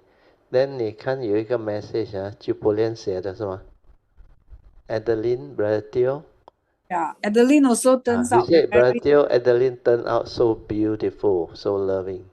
Oh yeah, good afternoon, Brother Mrs. Teo and all Kayamita. Just now Brother mentioned many cases. I think Adeline is the one so beautiful when she said she was sitting there. Towards the end, she was sitting in the Miller 4. Then the workers doing construction. She walked. That one she transformed. The awareness suddenly came out. Yeah, I asked her, got 20 minutes. She said 1 hour. 1 hour, yeah. The whole session of meditation. Transform. It's just like I say, the mindfulness become continuous. The leg, the movement, everything, and can see very clear. Then the movement. That's why with the awareness based meditation, the awareness within, you see things differently, and a lot of clarity. It doesn't disturb you, and then her mind can be in that state of what they call spacious awareness without a center. Then it can also develop the specific awareness. Want to know, can know. Don't want to know, never mind. All this is the marvel of awareness-based meditation. Sadhu. So you talk to her after No, that? I just asked her how long. Bro, actually, 我的脚我的 right calf 那边挖一个洞 like half a centimeter deep So actually, I keep on thinking 一个这样小的洞为什么我走路会这样辛苦？为什么我不可以站 more than 10 minutes or so？然后我就因为在那边我有 make aspiration 说我的脚好一点，我要下去做早课。哇，Sadhu， Yeah. So that's why 我喝酒给他们 retain 在那边。所以我就有 so second last morning 我肯定去了，我觉得我应该可以去。然后我去了，然后对我发现不对皮真的是很假辣很吃力对我。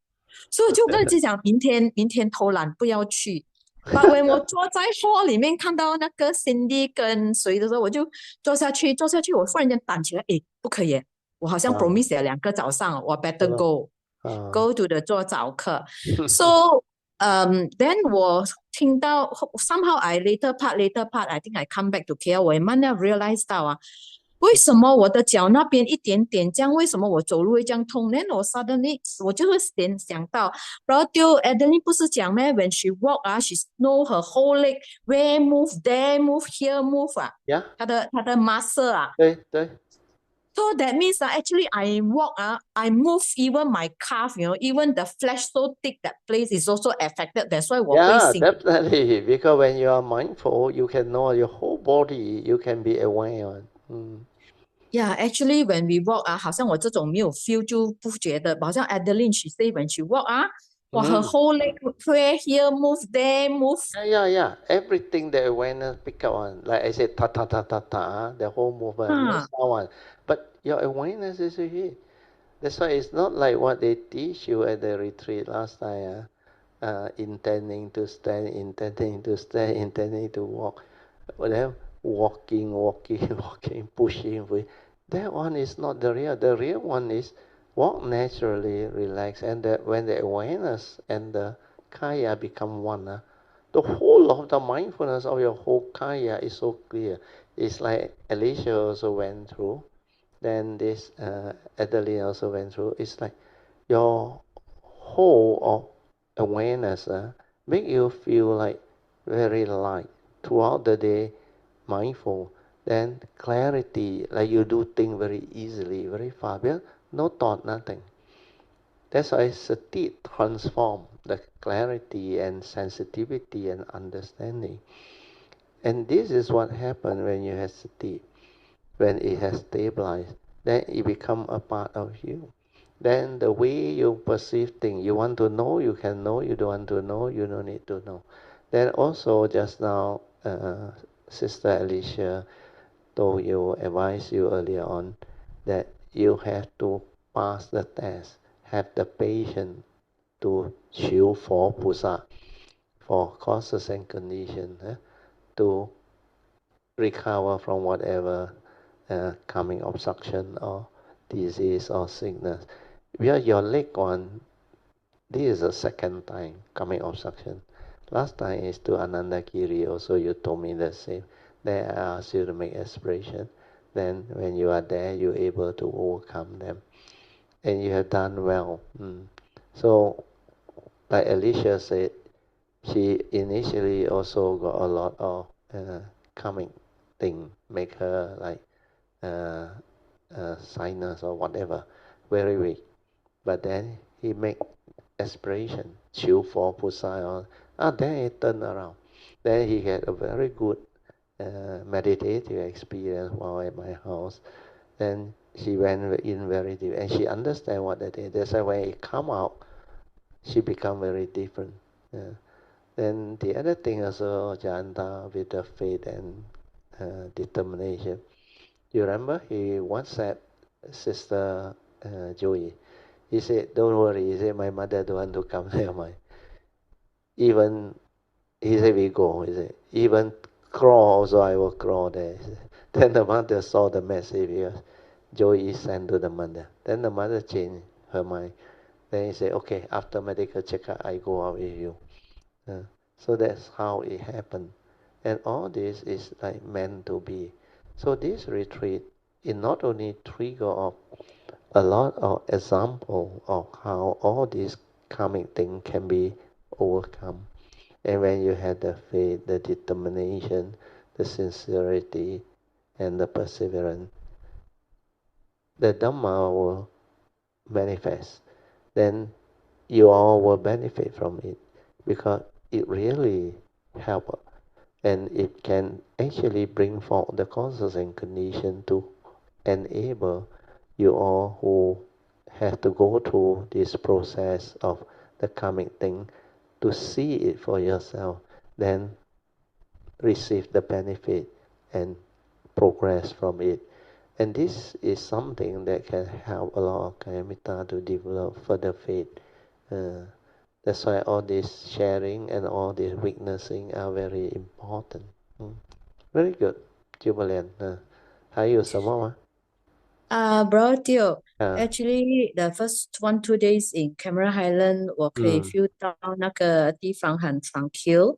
对。 But later on as the day passed by 我就比较不能，然后我一些时候I was thinking 我是不是有一点像even I try to be calm, but 我心想会不会是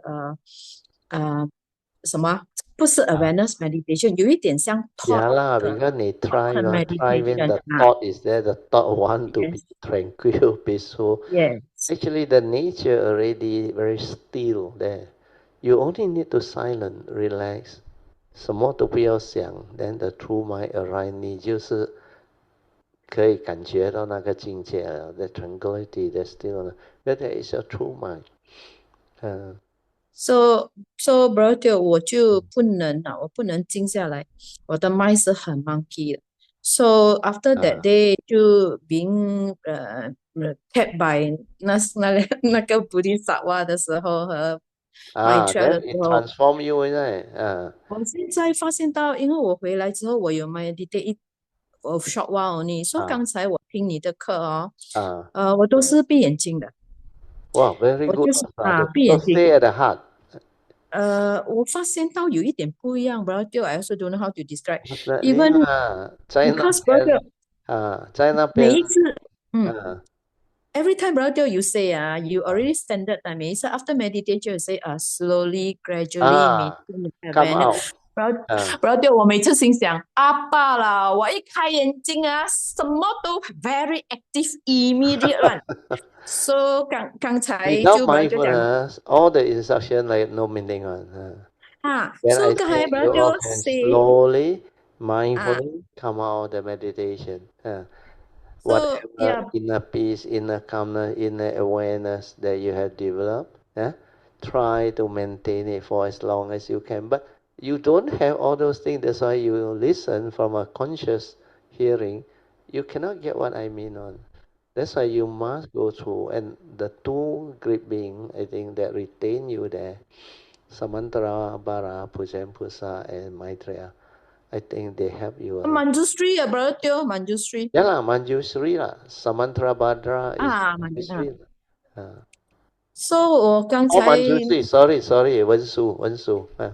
Manjusri and 文 Mitra. 殊，文殊 So 跟我刚文殊才meditate 出来，我也是，我好像不要，我就是要闭眼睛。我现在讲话，我也是要闭眼睛哦，好啊，来 PG 了的，哈哈，然后我来，发现到brother, 我现在刚才 meditate 的时候，就是来我不会好像很用力的盯着那个 breathing very good 啊，不要用我就是你的知 thought 去道think and want to be 来 peaceful, 我 want 丢 to 举brother 以前是 yeah 丢 lah, 举可以的，对吗？ just let things be，它就 go in 了的，就现在就会比较 relax 一点，然后我可以 feel 到那个 heartbeat，我也是，因为我以前 very 都是 good，丢举佢哋響後邊丟到實實嘅，你就話越旁邊，現在我就好像 like a little bit distant away from them，這樣就 yeah 啦，你不要去不一樣，I don't know 捉不一樣，住它，你 just let it be，then 它自己會去 aware 的。你 sensitive 了啊，你有了 sati 啊，它的 ability to detect vibration, especially heartbeat 啊，automatic one，自己會在那邊的。我丢我還離 sati 108000。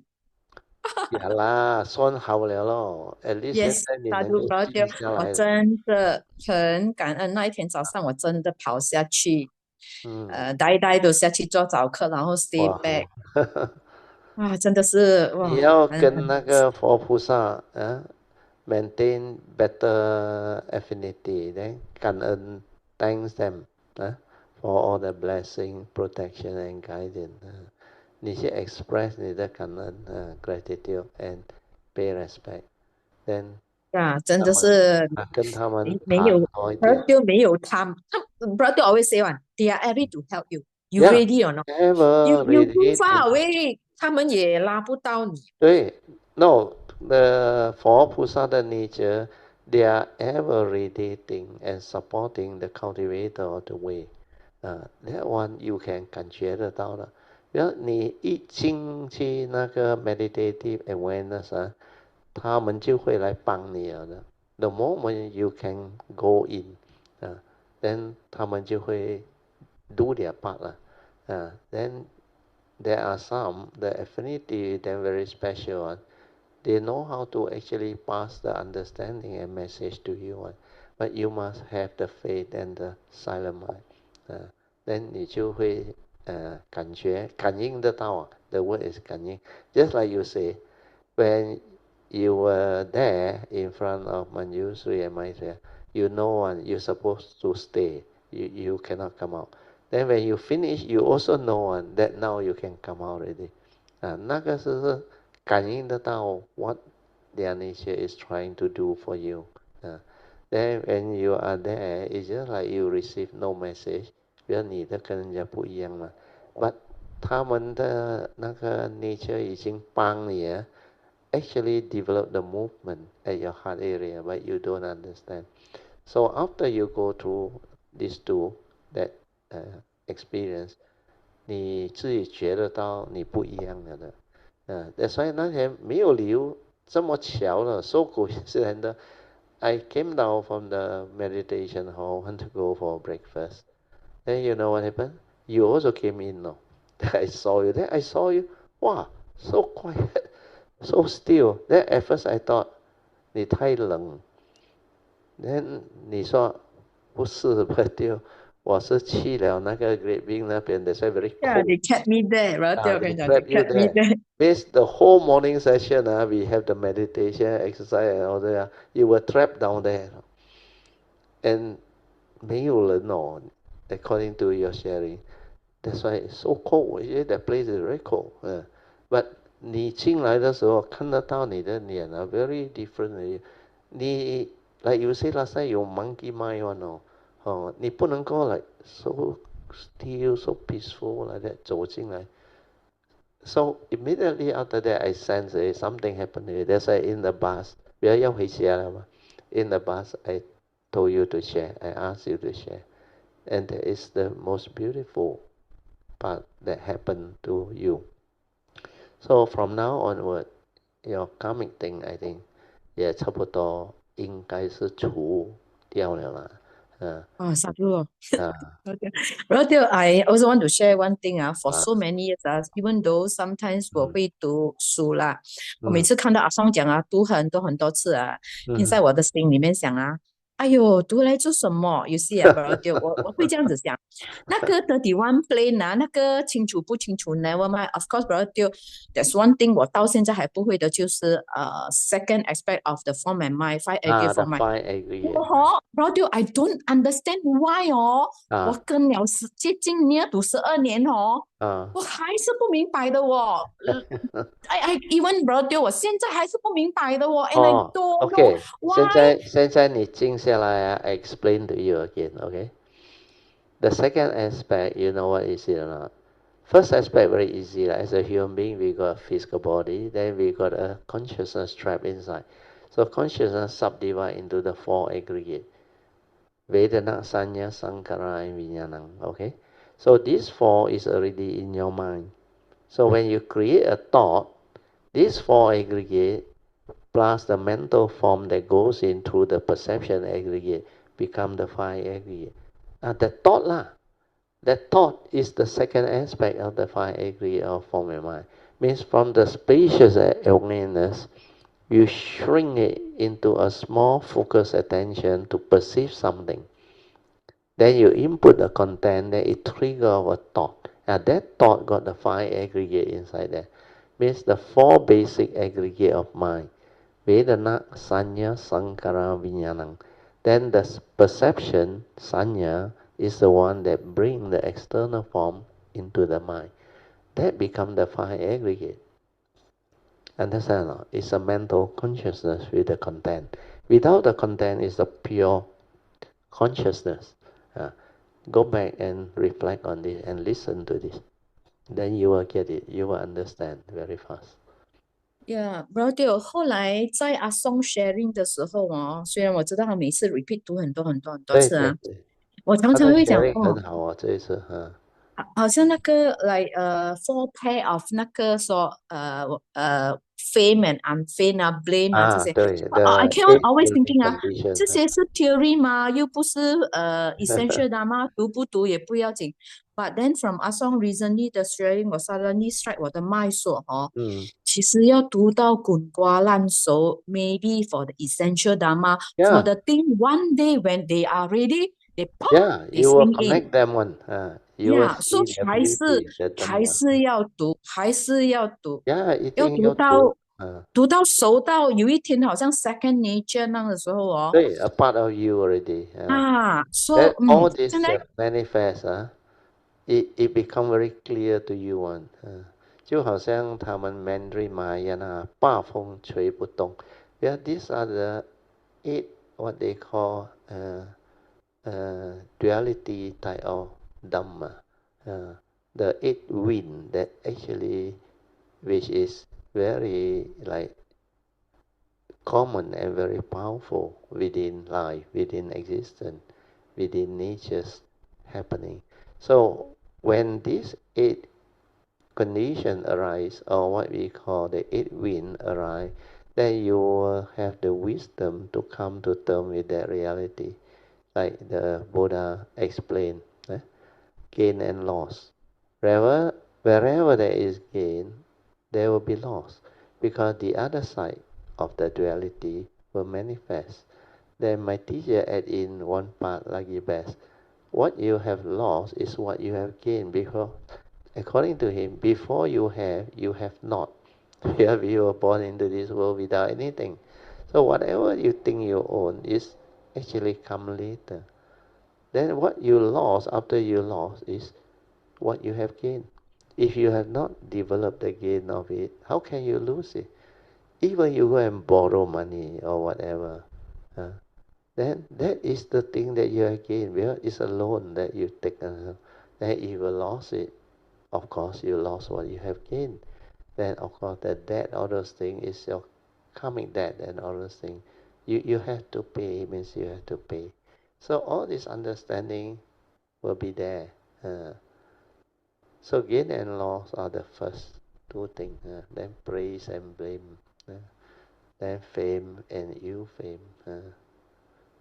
So brother，我就觉得真的是要读，然后我也是有跟那些佛菩萨讲哦，哎呦，不要再让我看 drama 了。Very good.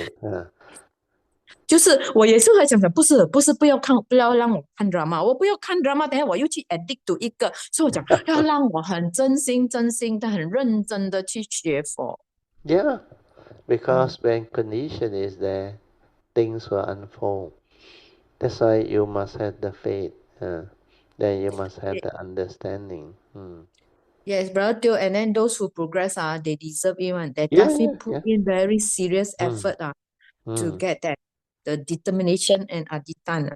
Yeah, aditan. So 真的是要做。Yeah. Also, you develop the kan'en, the attitude towards all this that manifest, that can benefit you and the other kayamita. So you all will have a lot of faith and at the same time gratitude and joy to see all this unfolding. Very good. Yeah, brother Teo，我真的很帮 Doctor 讲，他很帮他开心，因为他 suffer 了来1年you know 9个月9个月。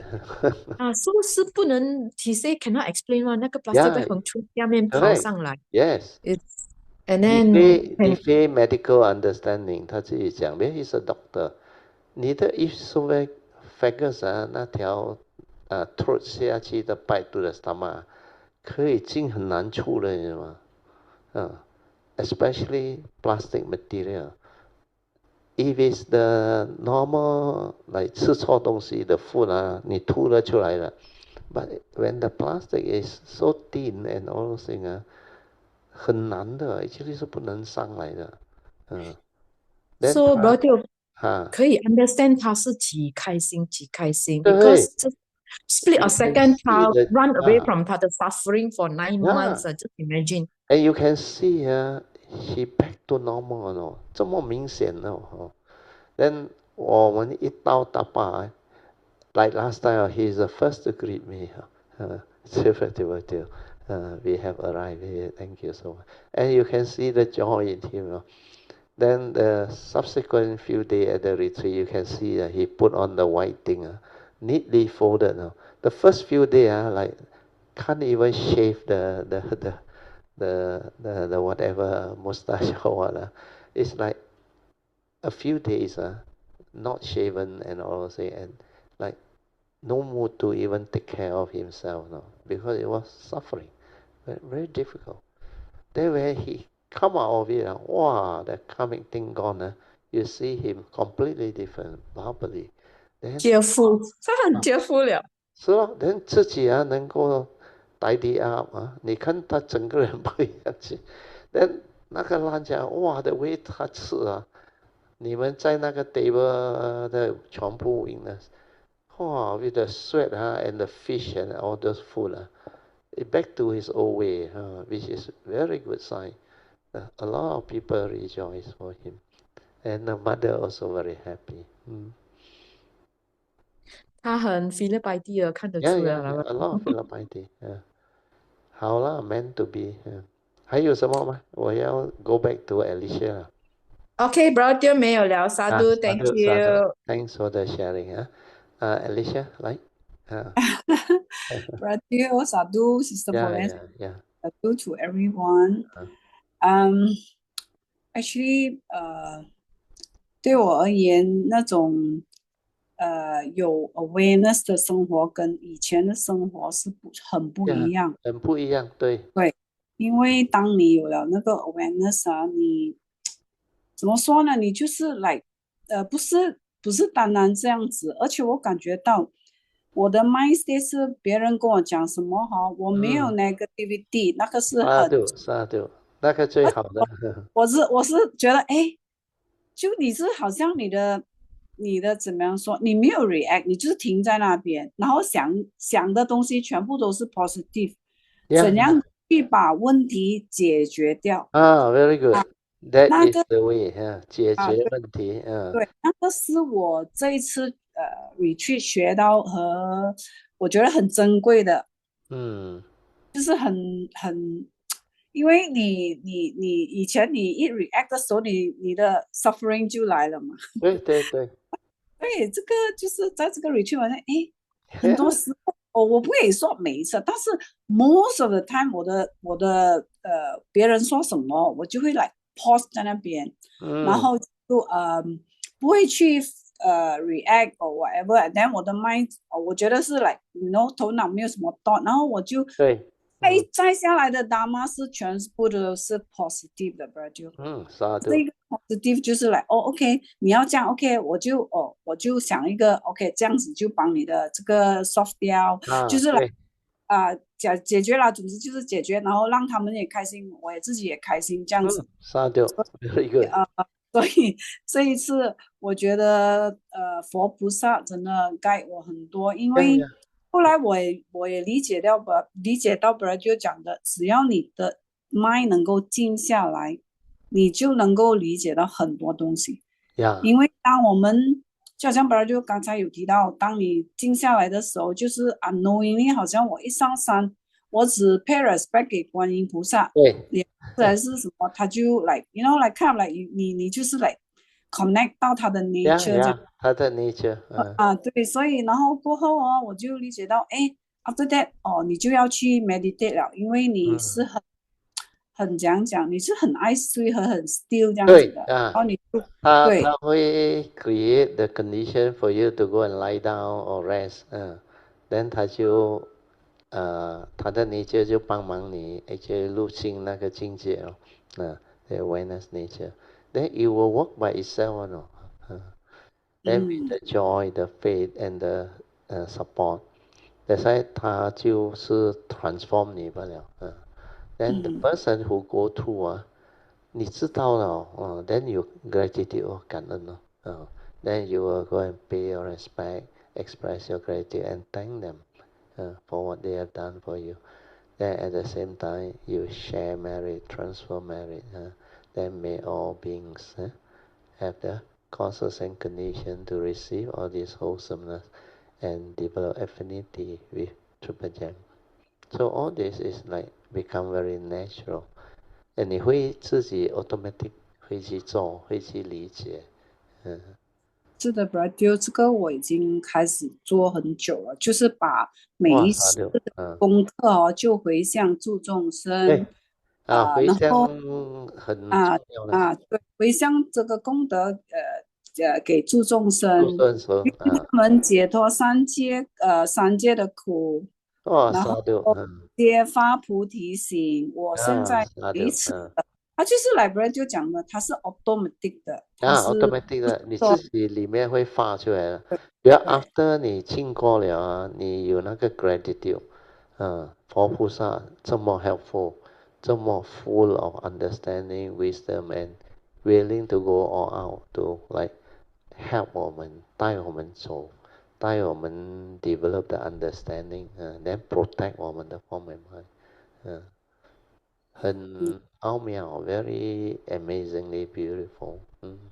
是的 ，Brother Dio 真的，因为其实我们每经过一个的考验或者对，那个 test 考验它会来的，验来了之后，后来我终于明白为什么我们要经过那个考验，因为你要走菩萨道的话，如果你不经过这些考验，你不会 develop 那个 understanding，做不到的对，是你没有那个 understanding，你就是让你 understand that the nature's law is like that one. And to really understand the movement, you need to come many lives to witness, see, then to grow your wisdom. 就好像我这一次来after so long, after developing the understanding for so long, and yet 这一次来也是 meant to be one. 它很 different 的东西会现出来的，看到的东西，了解的东西，跟以前又不一样了。That's why I say, like that nature, the more people draw, the stronger it become. Then the more I share, the more I learn. Actually, it's through all this sharing that this nature learn. 因为它也是那个 nature have the ability to observe. Then 他知道how different type of kaya metta with different type of karmic background and affinity, how they come and how they become what they are and how they develop the progress and how they go through all the karmic obstruction, the karmic what they call obstacle. All this will evolve new understanding in our nature, because unless you have seen enough of all this, you can never understand. Then also the transformation, the civilization. That's why my nature choose to come this era, is because the transition. I like to come during transition phase. The 50s until now. How many decades? 60, 70, 80, 90, 20, 21, almost 7 decades. 70岁了. And this 7 decades, very beautiful. Very beautiful. 你看到它的那个 manifestation and evolution the way nature evolve 真的很 beautiful. Then you have a lot of joy. That's why my nature choose to come during transition period where I can see the old and the new. Then 它又会 avoid the 2 World War 呢 First World War and Second World War. 我是 after Second World War 过了差不多11年后才出事。Whereas if you come immediately after the war, still very messy, a lot of things still not there. But surprisingly, during the 50s when I was born, 54, until I go to school at 60 years old, the education system quite good, the British one. And they able to actually transfer the syllabus, everything over to Malaysia. That's why I had very good education during my time. Even when I was in Form 4, Form 5, Lower 6, Upper 6, and the uni, I learned a lot. And surprisingly, that base that I learned, especially science and maths, was really beautiful, good enough for me to understand a lot of things. That's why my career as a civil engineer also meant to be. That's what I want, because I realize with that profession I can understand a lot of things. That I can develop clear understanding of how this can be used to relate to spiritual understanding and cultivation. So all this is like meant to be, where that nature has the understanding, and when he make all those aditana or prepare the causes and conditions for his future coming, all this already there.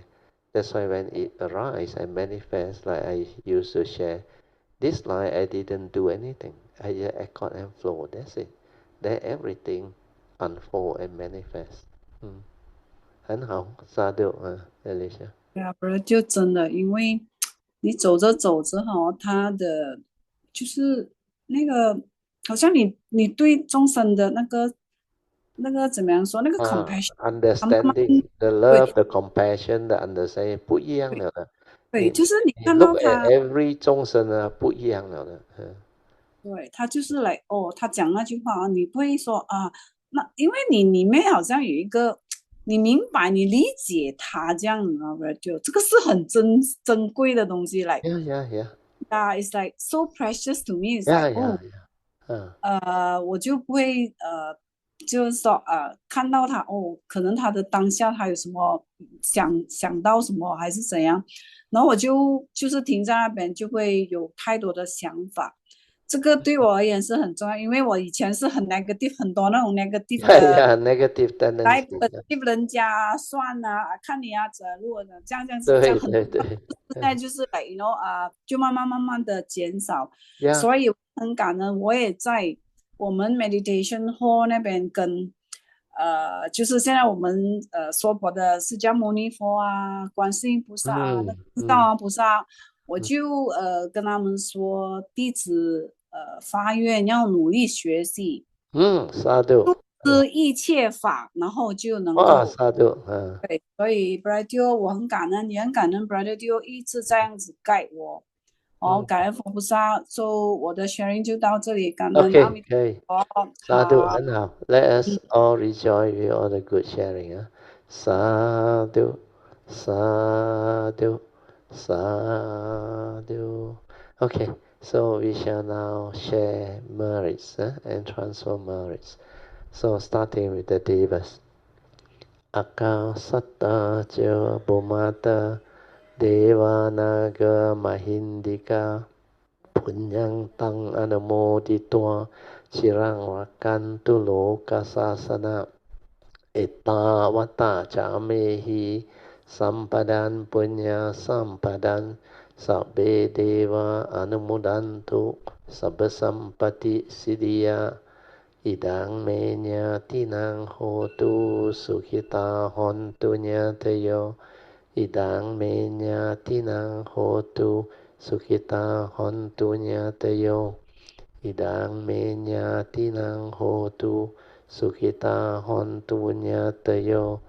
Deo wasatu kalena sasa sampati hetu cha Vito bhavatu loko cha Raja bhavatu dhammiko Imena punyang kamena Mame bala samagamo Sattang samagamo hotu Yawa nivana patiya Sadhu, sadhu, sadhu.